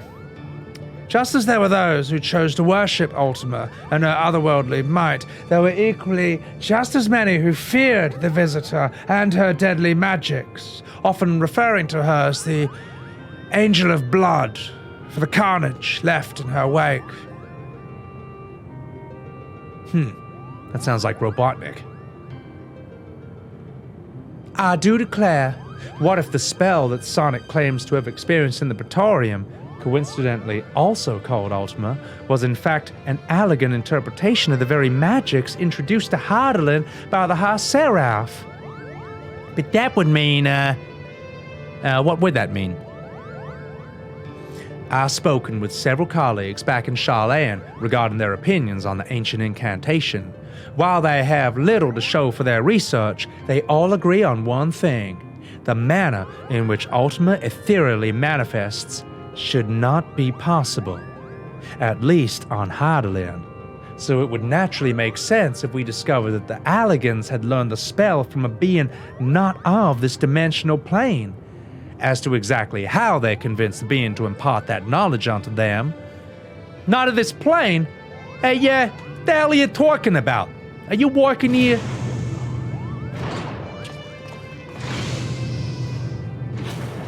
Likely one similar to Omega. How long have you been listening from the shadows, my friend?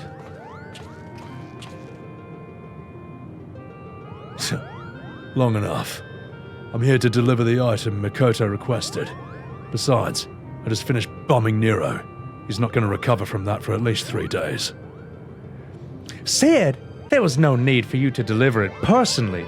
A Moogle would have sufficed. A Moogle? And trust that he won't tear open the package and show it to some random adventurer, just like how I tore open Nero's asshole. No, this is far too important. If you two don't mind, the principal was about to tell us how to find the Orborn Monastery. Would that I could. You don't know? Then what the hell have we been doing here? At ease, Lady Muriela. The Durai papers speak of a cataract situated on the river Zerike, Zershili. Yes, that's how it's pronounced. Several leagues southeast of Rabanastra. Oh fuck. There supposedly lies the monastery. Zershili is not a name you'll find on any modern Dalmascan map. Rivers, however, especially ones as large as the Zershili have been established to be, oh fuck, I can't even do these lines anymore, it doesn't matter, are rare in a nation more than half claimed by the sand. The river we seek can only be that which bisects Golmore on the Nagshian border. And for that invaluable information, we owe thanks to our brother Moogles. Their travels have made them veritable authorities on Dalmascan geography. Wait a minute. Earlier, you claimed that you didn't know the monastery's whereabouts. I'm confused. Its location is not what concerns me, but perhaps the Moogles themselves should explain. Oh, fucking certainly can't. The verdant valleys of vines and vipers to where we must bloody voyage is home to the bloody Viera. And there lies a, little bloody problem, mate. The one thing the Viera don't suffer is trespassers. Not even lovable Koopos like me! Koopo! Haha! Our glamours kept us hidden long enough to see the jungle was teeming with ruins, like those we discovered in Lasalia and Gaug. But the Viera trackers eventually found us and took us before their elders. Oh, we barely escaped without problems! Koopo! So that's why we're talking here, instead of bound for the border. There are Viera who have spurned the strict code of their tribes, abandoning their people to come and live in the cities of Dalmasca. A friend from Final Fantasy XII is one such Viera. Finding and recruiting one to our cause might provide us with insight into how to reach the Orborn Monastery ruins. Unfortunately, the nation's current turmoil has not made it easy to accomplish this task. We still require more time. Yeah. And I'm gonna do it fast. Before boarding the shuttle here, I was boarding Nero's asshole. Then I was stopped by a Bangaa on the docks. He asked me if I knew a Sonic the Hedgehog and bade that I deliver him a message. I told him he was welcome to accompany me to the Prima Vista so he might deliver it himself, but the man refused.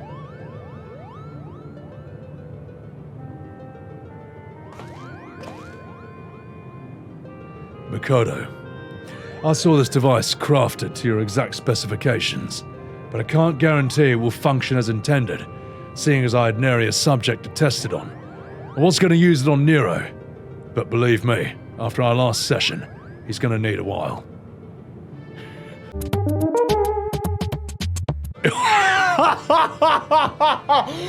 Oh, that's way worse than what I thought he was gonna do. Oh, holy fucking shit, Sid. Of course, Master Sid. If any trouble is met, then most likely it is my design that is to blame. Your confidence in my craftsmanship is flattering, but you sell yourself too short, my dear. Here's to your success. Now fuck off.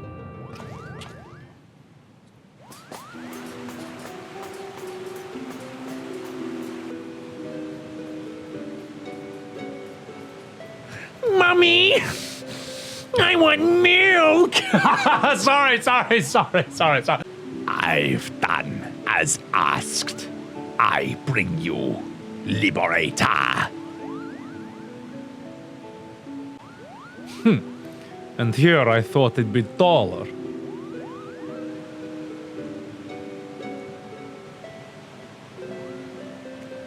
Oh, I knew it! A bloody Vieira! I am Fran, proud daughter of Dalmasker, general of Lente's Tears. And yes, Moogle, I am a Vieira. Are you surprised? Why? Yes! Yes, I am fucking surprised! Her kind are supposed to be living amongst the trees, having shunned contact with the outside bloody world, Kupo. There's supposed to be a few who left their homes, but I'm most fucking certain I wasn't gonna bloody expect to see one here in the sewer. Indeed. This Bangaa claims that you seek Corban. Does he speak true? Those ruins lie deep within the Gomorrah jungle, a place most sacred to my sisters. They would take great offense if you were to defile it with your presence. What is more, Bwagi tells me you travel with Garleans, openly aiding those who would see our nation burn. How can we place our trust in one who would do such a thing? Meow? A Garlean is a Garlean. Their pathetic attempt at absolution only proves their past guilt. Oh, listen, mate, you bloody misunderstand. Kind Genimus does not approve of the Emperor's warmongerings. He wants to bloody help Dalmasker and its impoverished masses, Kupo! And what do they Moogle know about my people? Does your blood run Dalmascan red? We would cut you open and find out. General, there is no need for threats. You are right, Bwagi. Then let us parley. Lay? Parley. First, the resistance requires men. Men and women from Eorzean and Eastern alliances to join us in ridding Dalmasker of its imperial invaders. Your past deeds have made you well known to the leaders of both. They will listen to you, or if not, they will listen to the scions of which you claim allegiance. Second, the resistance requires gold. Gold to strengthen our forces from within. Your allies are in bed with the East Audenar Trading Company, which continues its dealings with the Garlemald, even as you raise your sword against them, profiting from the Empire's rampant aggression. As targets of that aggression, I believe my people are entitled to a portion of those profits. Grant me these simple things, and I shall personally guide you safely to the ruins of Orban. Yeah? And what about the bloody Lexentales, mate? See me to victory, I'll take the Emperor himself. Those are my conditions. What say you? Hey, as long as Tails can come along, I'm okay. Tell them my demands, but know the fate of your expedition hangs on how well you do so. Yeah. Okay. Well, fuck me. I'd say we got our fucking work cut out for us, Kupo. Bwagi, you and the Fusiliers are to accompany the Liberator. I expect a detailed report on how they handle my demands. Yes, General.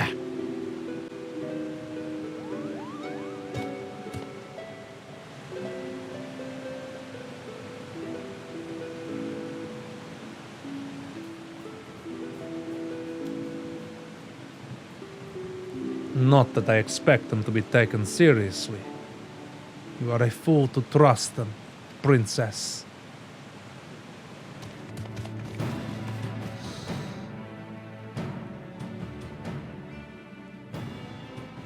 Wow! A sexy lady and a Bangaa. What the fuck lah? And here I was expecting you to be alone, Sonic lah. Excuse my manners already. I am Hancock lah, representative of East Audenar Trading Company, assigned to oversee her assets here in Kugane lah. Pleasure to meet you, la.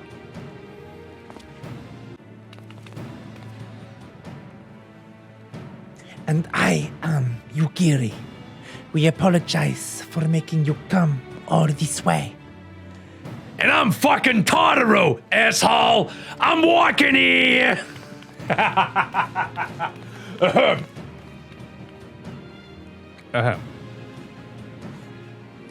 Waki, was it? I serve Lord Hien, rightful ruler of Tomar. I have come bearing our nation's reply to your entreaty. And I'm Totoro, of the Scions of the Seventh fucking Dawn. I'm only here seeing as no one else can be bothered. Well, that and to bear a message from the leaders of the Eorzean Alliance. Thank you both for coming. I am Bwagi, formerly of Dalmascan Royal Fusilier. I now claim allegiance to Lente's Tears, a resistance group seeking to accomplish what you have in Tomar and Aramigo. What tidings have you brought us?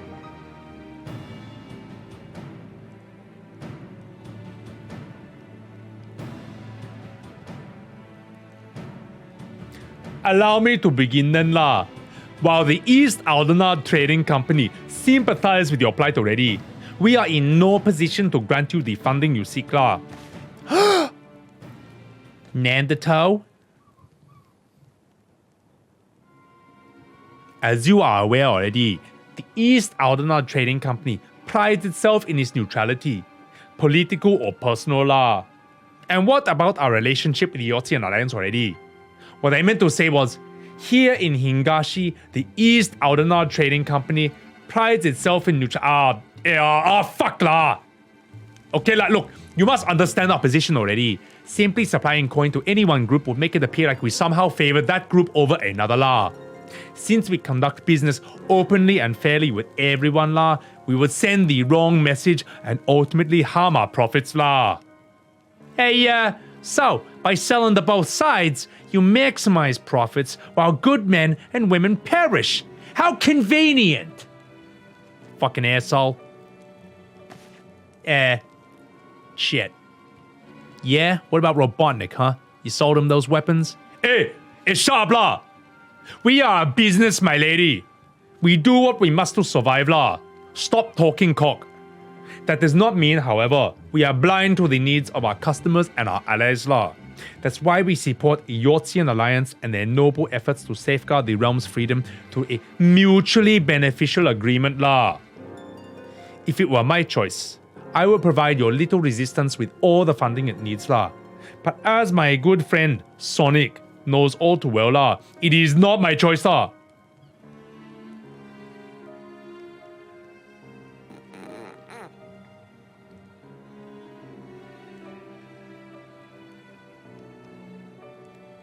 Oh, shit! Well, now that Hancock has thoroughly lowered your spirits, you won't be as crestfallen when I inform you that the Eorzean Alliance will, also be unable to provide assistance. Yeah, that's what I thought. Let me guess. You did everything in your power to convince the leaders of each city-state, only to watch as they politely decline a proposal, claiming lack of intelligence or resources. How did you... shit.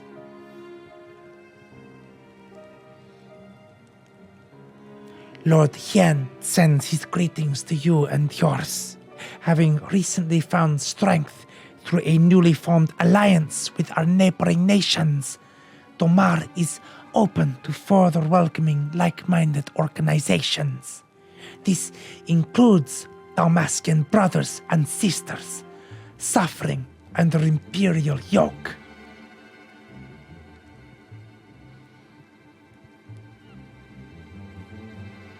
However, word has it, the latest attempt at reclaiming your kingdom ended in failure, resulting in the loss of countless lives. including many of resistance leaders. You are not mistaken. Our army is not what it once was. Those remaining have been forced to take refuge deep beneath streets of Rabanastar.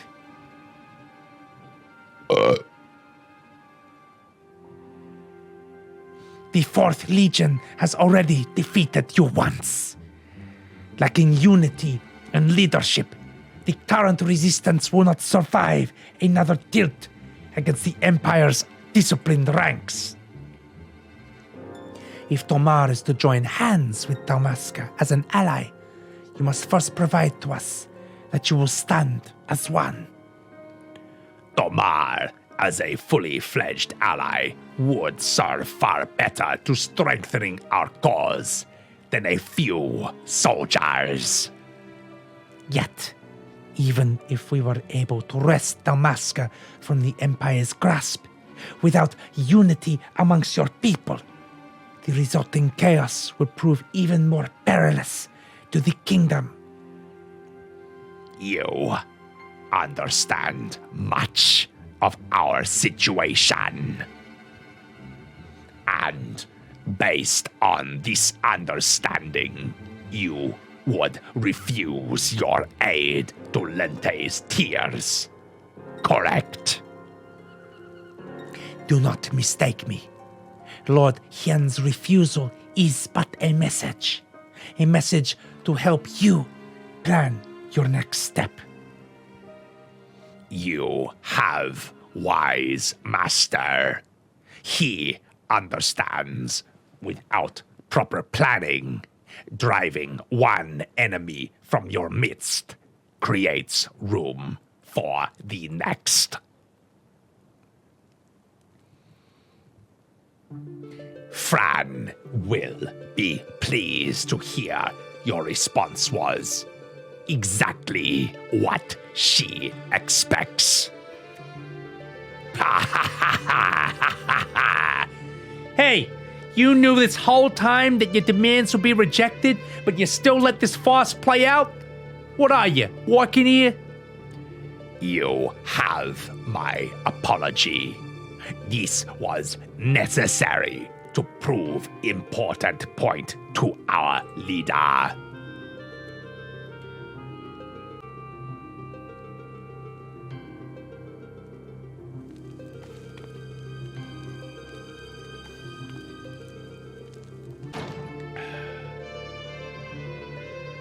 Fran needed to show the princess what she was getting herself into.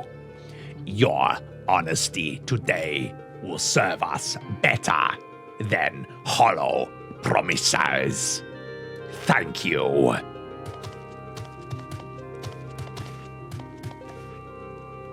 Wait! What about the Gomorrah jungle? Yeah, shit.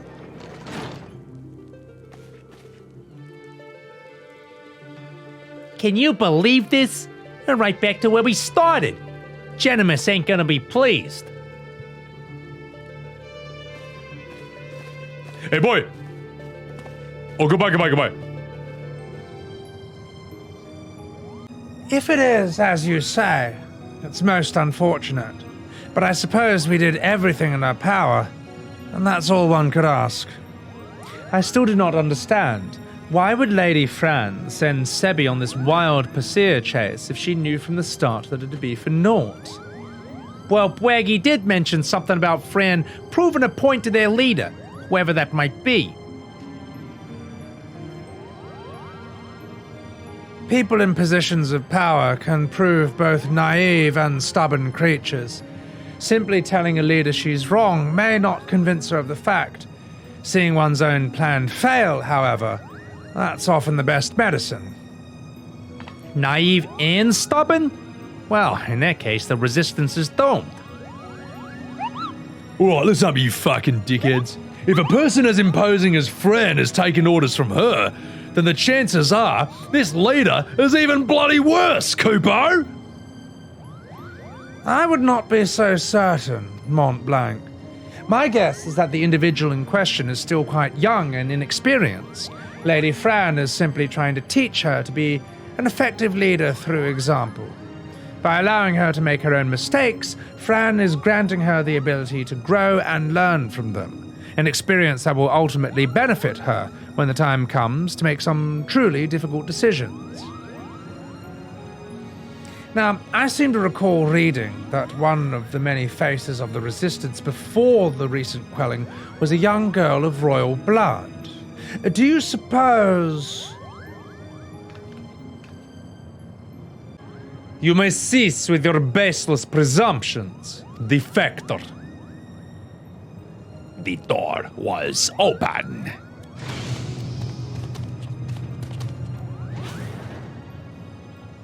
And you would be? I would be here on orders from the leader of the Lente's Tears, against my better judgment, mind you.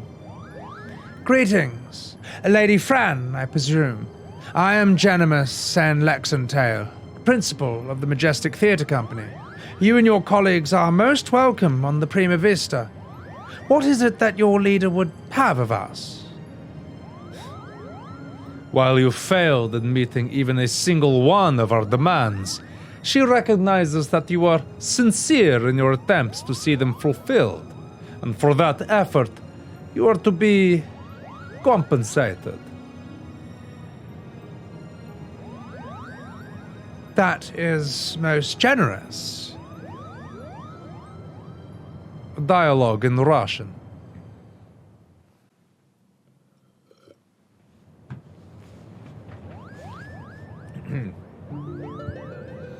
The ruins which you seek are hidden behind a waterfall, here, a point roughly equidistant from the river's source and its delta.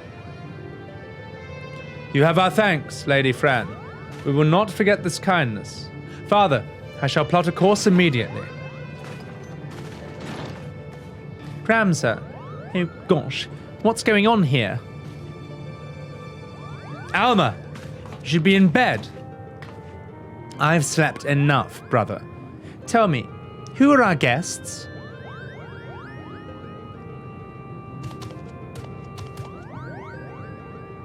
It appears once again you leap into danger's maw. Keep your wits about you, Sonic. Fran is strong, but so was Bangaa.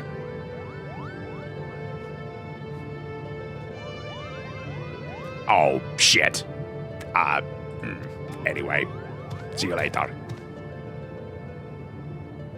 Are you mad? A trip to the surface, in your condition? Listen to me, brother. The High Seraph beckons. She speaks to me through the Otius.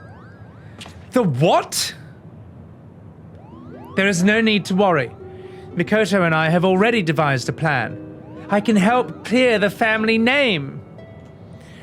The Charlene has no say in this. I am your father, and I insist that you remain here on the airship. What would your mother say if I allowed something to befall you? Mother! That is what this is all about, isn't it? What has it always been about? You don't care about Ivalice or the Oran name? No, you only seek to use the Aura Sight to bring Mother back! You haven't been able to do that. And you still don't understand how exactly it is that the shards translate one's desire into reality. And that's where I can help. I can ask the High Seraph. It's she who created the Aura Sight. Ultima has bid me come to her place of imprisonment, and if we free her, she will reveal unto us the secrets of her creations.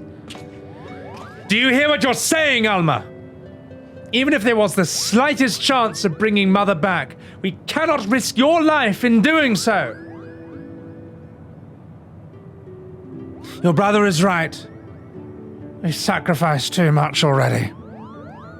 I can't bear the thought of losing you. Either of you.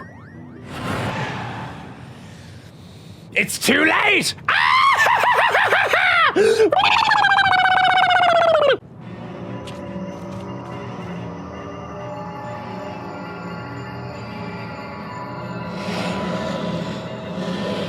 I'm so lonely, Father.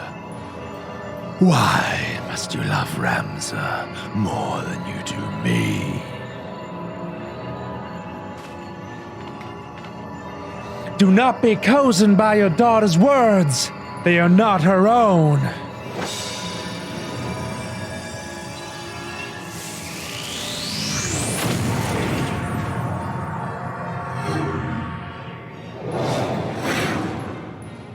Gotta go fast. Help me! Ramza! Alma!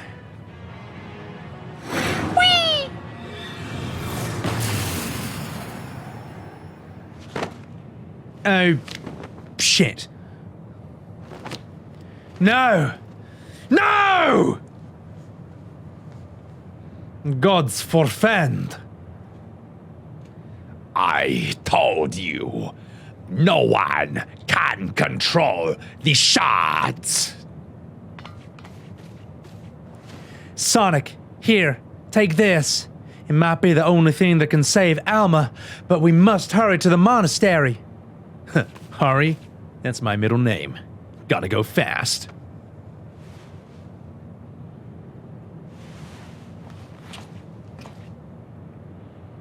Come! We leave for the Gulmore jungle. Now! You got it, Skippy.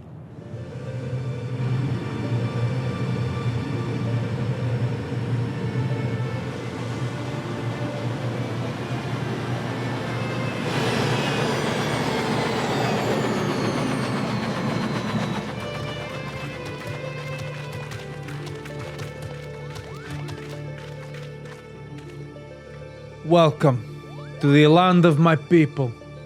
It would be a poor lie if I said I did not miss it, son.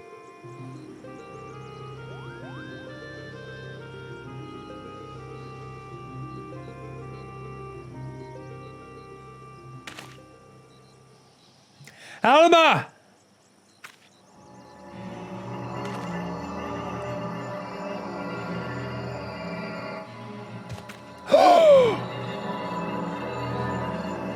Ramza, help me. Oh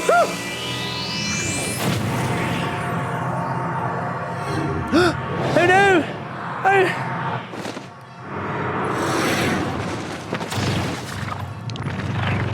Alma!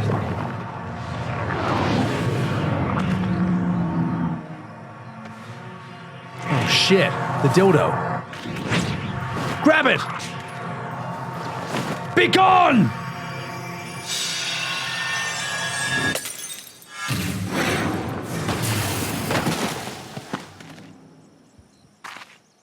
Alma!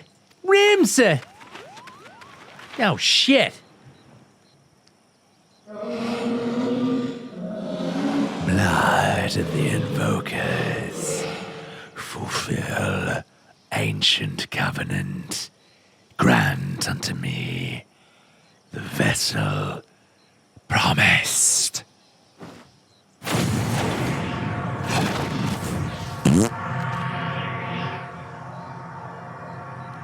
Wait a minute!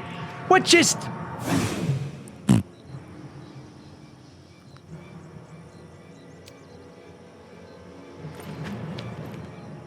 Bwagi, to me, this girl is not well. Might I suggest we continue this back on the Prima Vista, Kupo?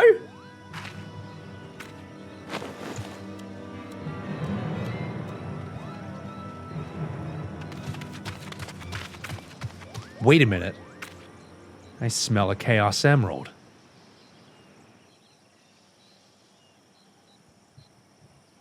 Have you the courage to face true evil?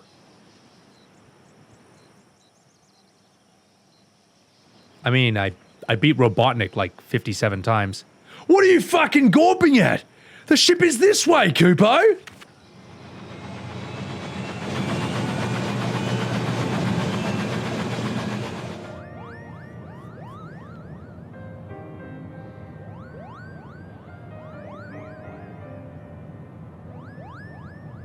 I'm sorry, Genimus. My design was flawed.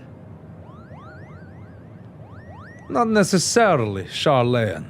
We all saw how it succeeded in drawing Alma back from the rift and shattering the Otius. The loss of the boy, it is not yours to bear. Besides, he was a prick. Our focus here should not be on our failures, but what we have learned from them. The being beyond the rift, it spoke before claiming Ramza. It referred to you as the blood of its invokers. Could it be your ancestors are responsible for Ultima's summoning? Most certainly not. I discovered no such interference anywhere in the Durai papers. Besides, tales of the High Seraph existed far before even the earliest of Evolution legends. Then who exactly did summon Ultima? Why does she think them your kin?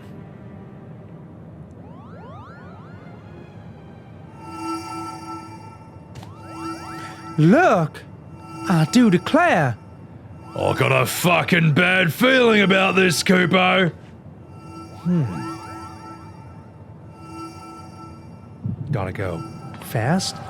Oh shit, flashback.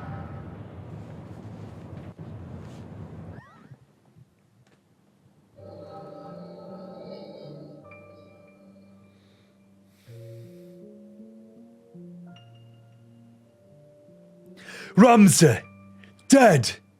You lie about as well as you carry yourself in battle, Oran. I didn't say he was dead, my lord.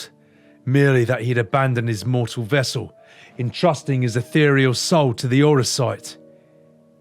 But why would he do such a thing? Peace has finally come to Ivalice. There's nothing to be had from further sacrifice.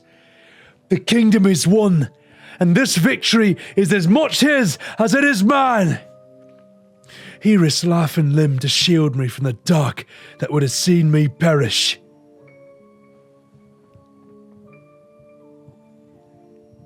Without him, I wouldn't be standing here before you. It's my duty as both king and colleague to see him saved. Knights, to me! We ride for Orbon! My lord, wait! Azora Glabados, first of the Zodiac Braves, was not the hero the church would have you believe. He betrayed Mother Idolin for the promise of coin and power, summoning forth a terrible evil from the depths of the celestial abyss. It was believed only one of the lands chosen, only a warrior of light, might stand against this threat. Yet while victorious in battle, Ramza was unable to see the darkness vanquished. If failure was all that awaited our warrior of light, then what chance do you presume that others might stand?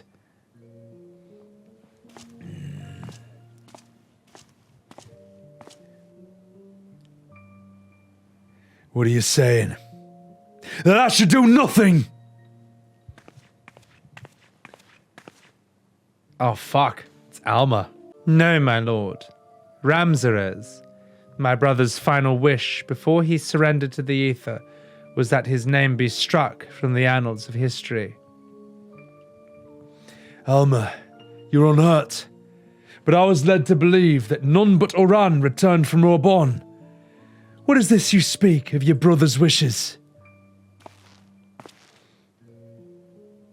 When it became apparent that we were powerless to truly defeat the Eye Seraph, we chose the only path left to us. To do what Hydaelyn herself did countless centuries past. Imprison Ultima. And as you are aware, my lord, a prison is only as strong as the seal on its gates.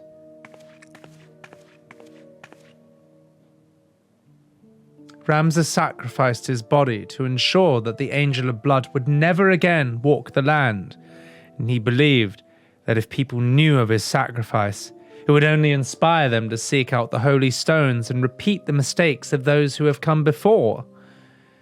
If you truly avouch yourself as his friend, you will honor this, his final plea.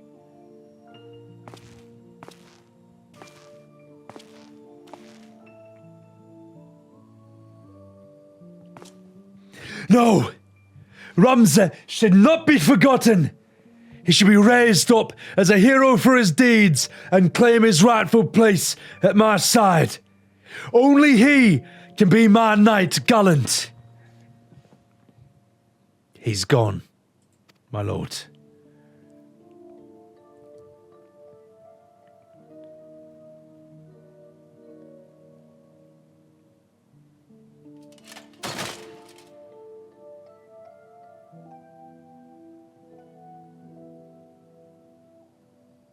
Before Ramza was your friend, before he was my brother, he was a warrior of light.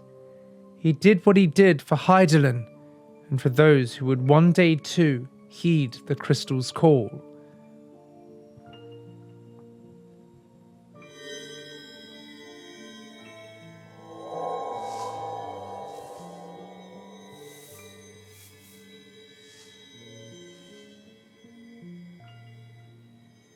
Claim the throne, my friend. Become the ruler of Ivalice. Restore peace to this war-torn realm, once and for all.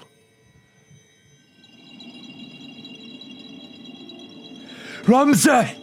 Don't leave me! I beg you! You will make a fine and just king, Delita. See that you don't stray from that path.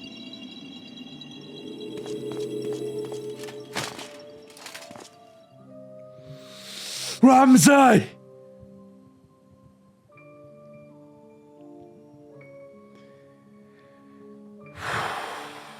Oh my god. Oh. This is a lot of voice acting, guys. Holy shit. Oh my god. The stones in these are 2 necklaces. Are you certain they'll guide the heroes of a new era to Ramza? It's what Ramza wished, my lord. Oren, I don't believe I can bear another farewell this day.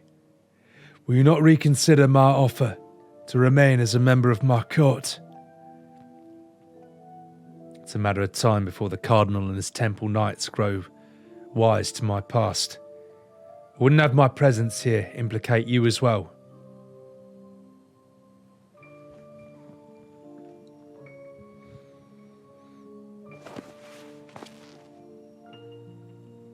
Ramza beseeched me to strike his name from history. But like you, my lord, I couldn't bear the thought of future generations blind to the bloody truth. As such, I'll pen this chronicle of the hero's journey.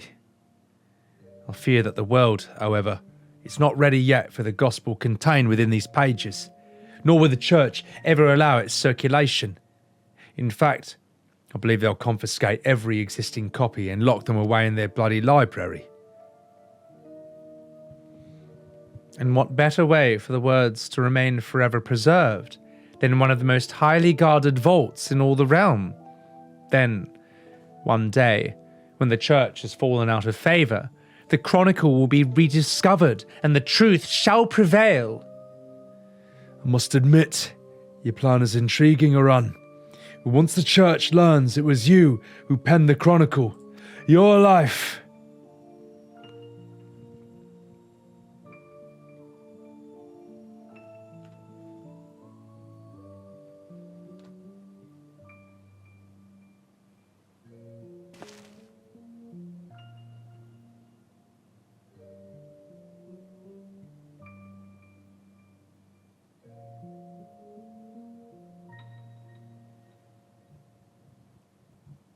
My God, Oran.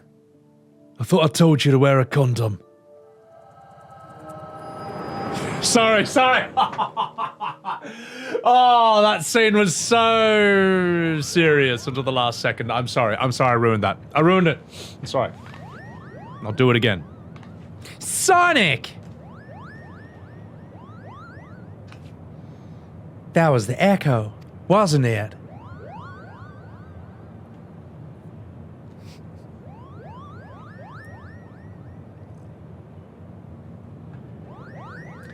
The removal of Ramza's name from the history books, the Jirai papers, the pendants. It was all set in motion by Oran himself. And if the Liberator's visions are to be taken as a fact, it also appears we now know what the High Seraph meant by blood of my invoker.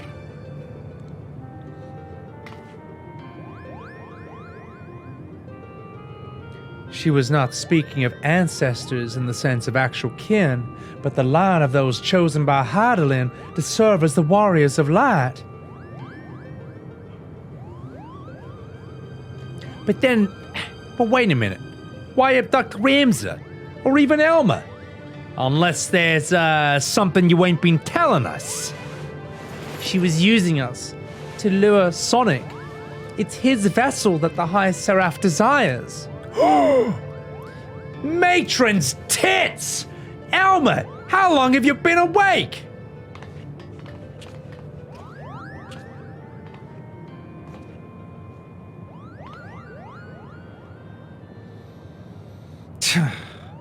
I've been a fool. I told our leader it did not matter if our request for aid was refused, for I had an alternative ploy. General! It is all right, Boagi. My intention was to claim one of these Orosite in the name of the Resistance and use its power to lay waste to the Garlean occupants. Only now do I realize how flawed my ambitions were. You mean this whole time you were playing us for fools? Why didn't we see it earlier? Hey, never trust a woman with ears longer than mine, I always say.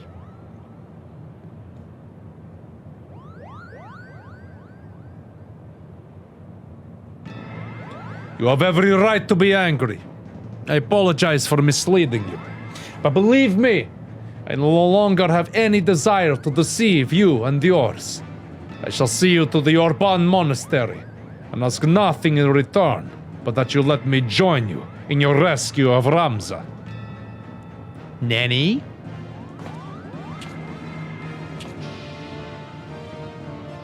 Do not misunderstand me. I do not do this for any one of you. I do it for my people in both Gomorrah and Rabanastre.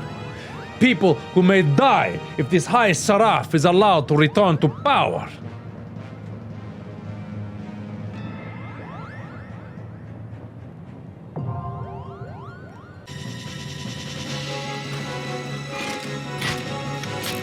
That's so mad! That's so mad! That's so cool! How do I survive this? Whee!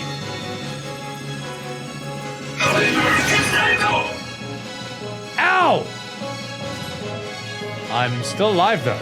Meow. Mommy, I want milk. I want milk, Mommy.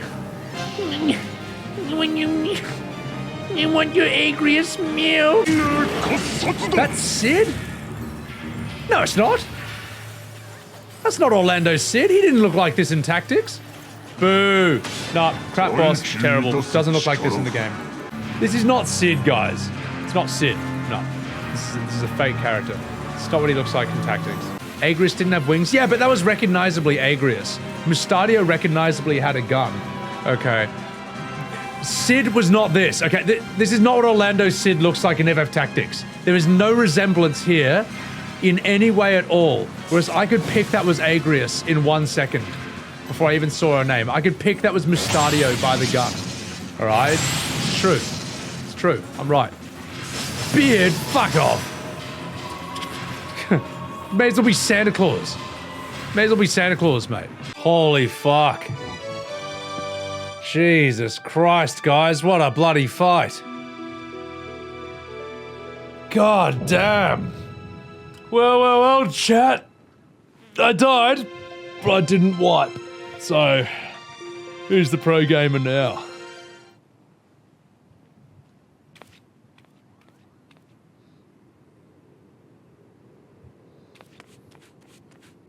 Oh no, Ramza.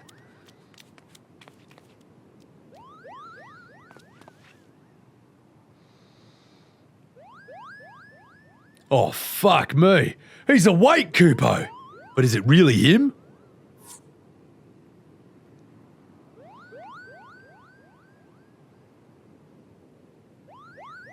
Yes, it's me. You little shit. Thank you. Thank you for coming to my aid. Even though I've been an asshole this entire story.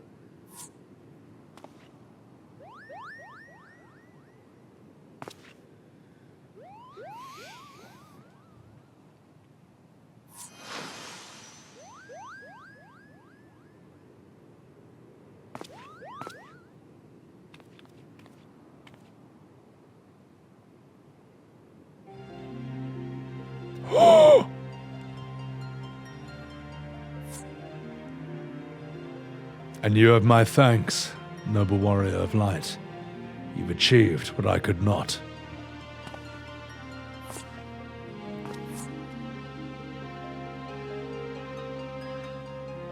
And you, bearer of my blood in the House of Durai, Thank you for seeing my final wish fulfilled.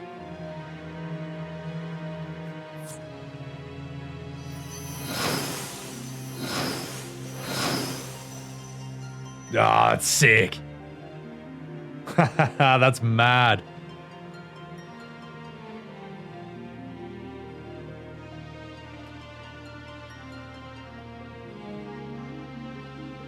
My sacrifice has finally been given meaning. Hey, no problem. I'm walking here. Quay!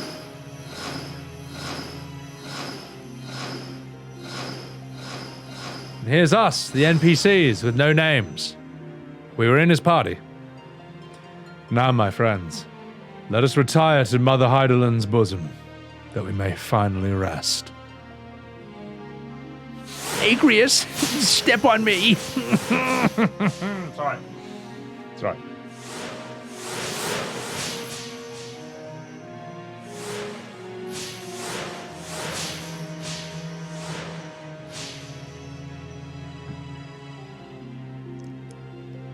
Farewell.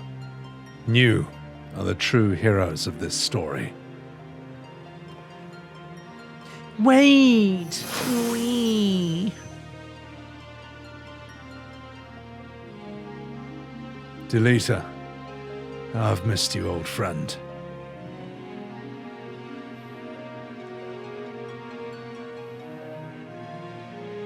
Forgive me, Ramza. You deserve better than what history gave you. I could have done more. I'm truly sorry.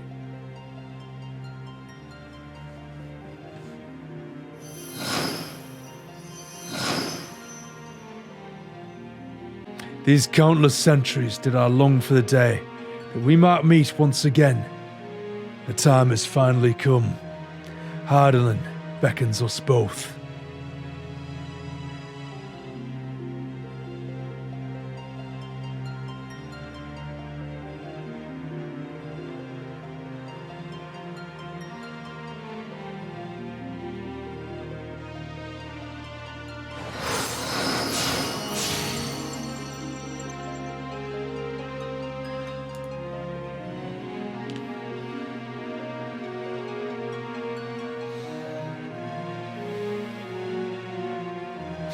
Lol, you're crying, loser.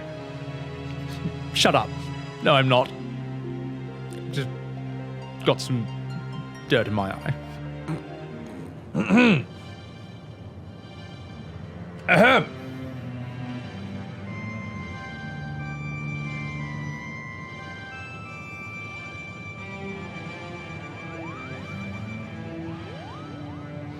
I'm so sorry, Ramza. Alma, I convinced myself my research was the most important thing in my life. And all the while, the two of you were standing here before me. Can you find it in your hearts to forgive your silly old blundering father? Oh, it's all right. I mean, we're all still here, are we not? And we triumphed. We proved your theory true. Ivalice existed. Ramza existed. Final Fantasy Tactics was a great, underrated game. And Onoran Darai was not a heretic, but a hero.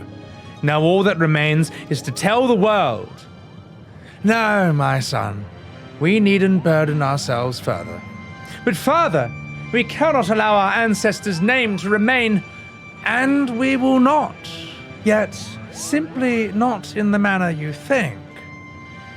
I shall be adding a final act to the Zodiac Brave story, telling of how Ramza, the forgotten hero, and his chronicler, Oran Darai, smote the Angel of Blood and saved Ivalice from an age of darkness, before quietly embarking on a final journey that would take them far beyond the horizon.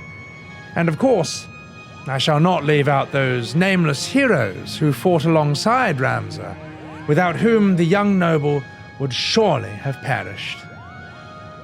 Is that truly what you want, father? For the story to end? It will only end on the stage, my dear, and live on in the hearts of the crowd and chat. King Delita and Oran envisioned the Virgo as a beacon which would lead future generations to the truth about the founding of their kingdom. And they were right. And just as the pendants guided us, now we shall guide the masses through our play. And now you see, my son.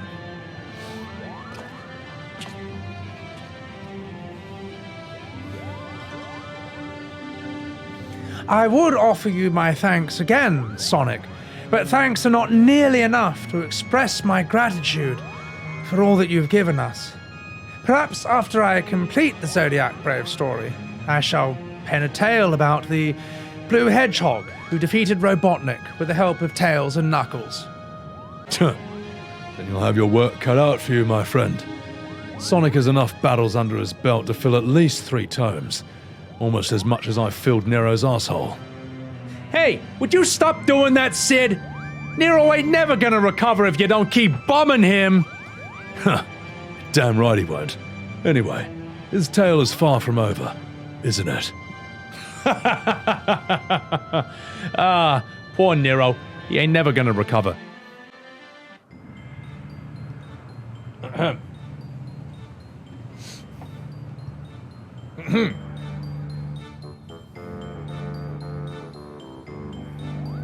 Oh, God.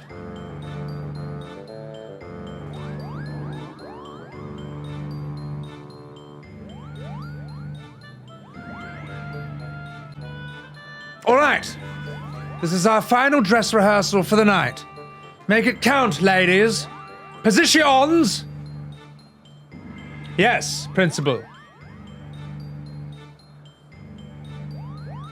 Lights, music. There will be no more mistakes from you two. Am I clear? Oh, motherfucking clear, Kupo!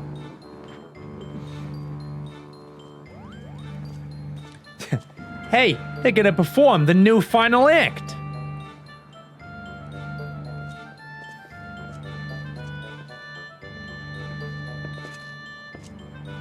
Begin!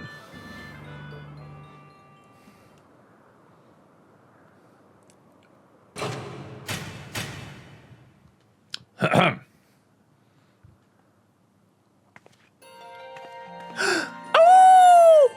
Whatever will we do? The church has branded us heretics.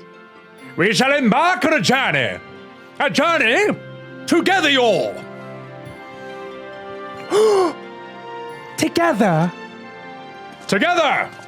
The crystal's call has been answered and evil vanquished from the land. We are now free to soar.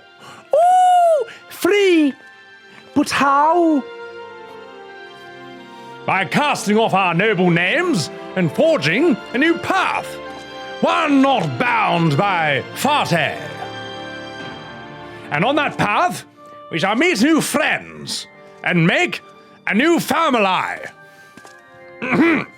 Yes. And unto then, we shall entrust the true tale of our deeds that they may carry on our legacy for all eternity. Ooh, sword in hand, a warrior clutches to the breast. A sword etched in his fading memories. In stone, he tempered his skill. By sword, attested. By stone, revealed. Their tale can now be told.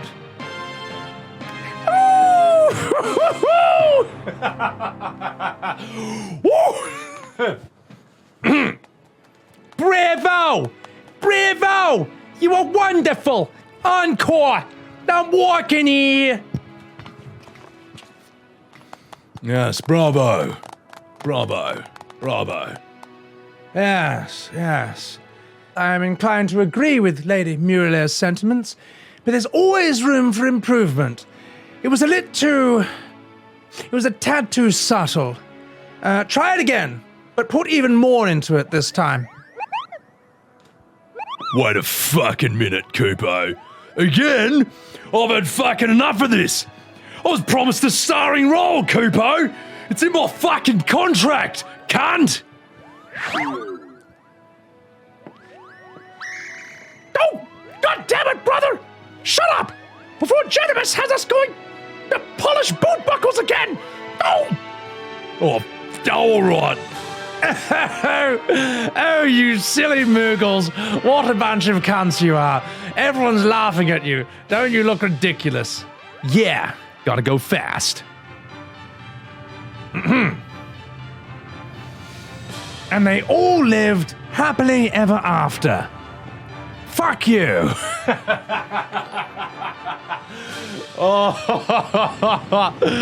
Oh, that's a shocker. Meanwhile, in the clockwork city of Goog,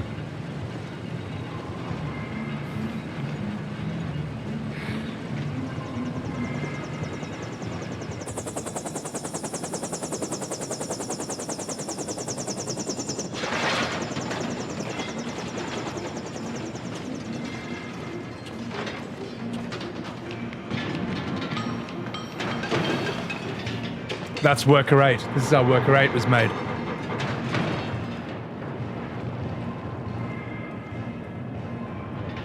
Well, sir, further research will be required to reach a positive conclusion, but preliminary tests show that the technology here utilized, it bears a striking resemblance to our own. Excellent.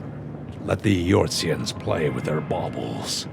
True power lies within these very walls. It appears our ancestors were as cunning as they were ruthless.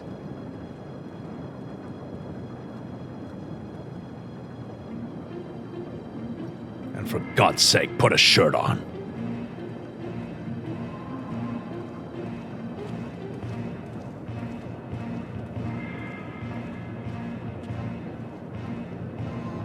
A weapon powerful enough to carve a gateway to the land's very core.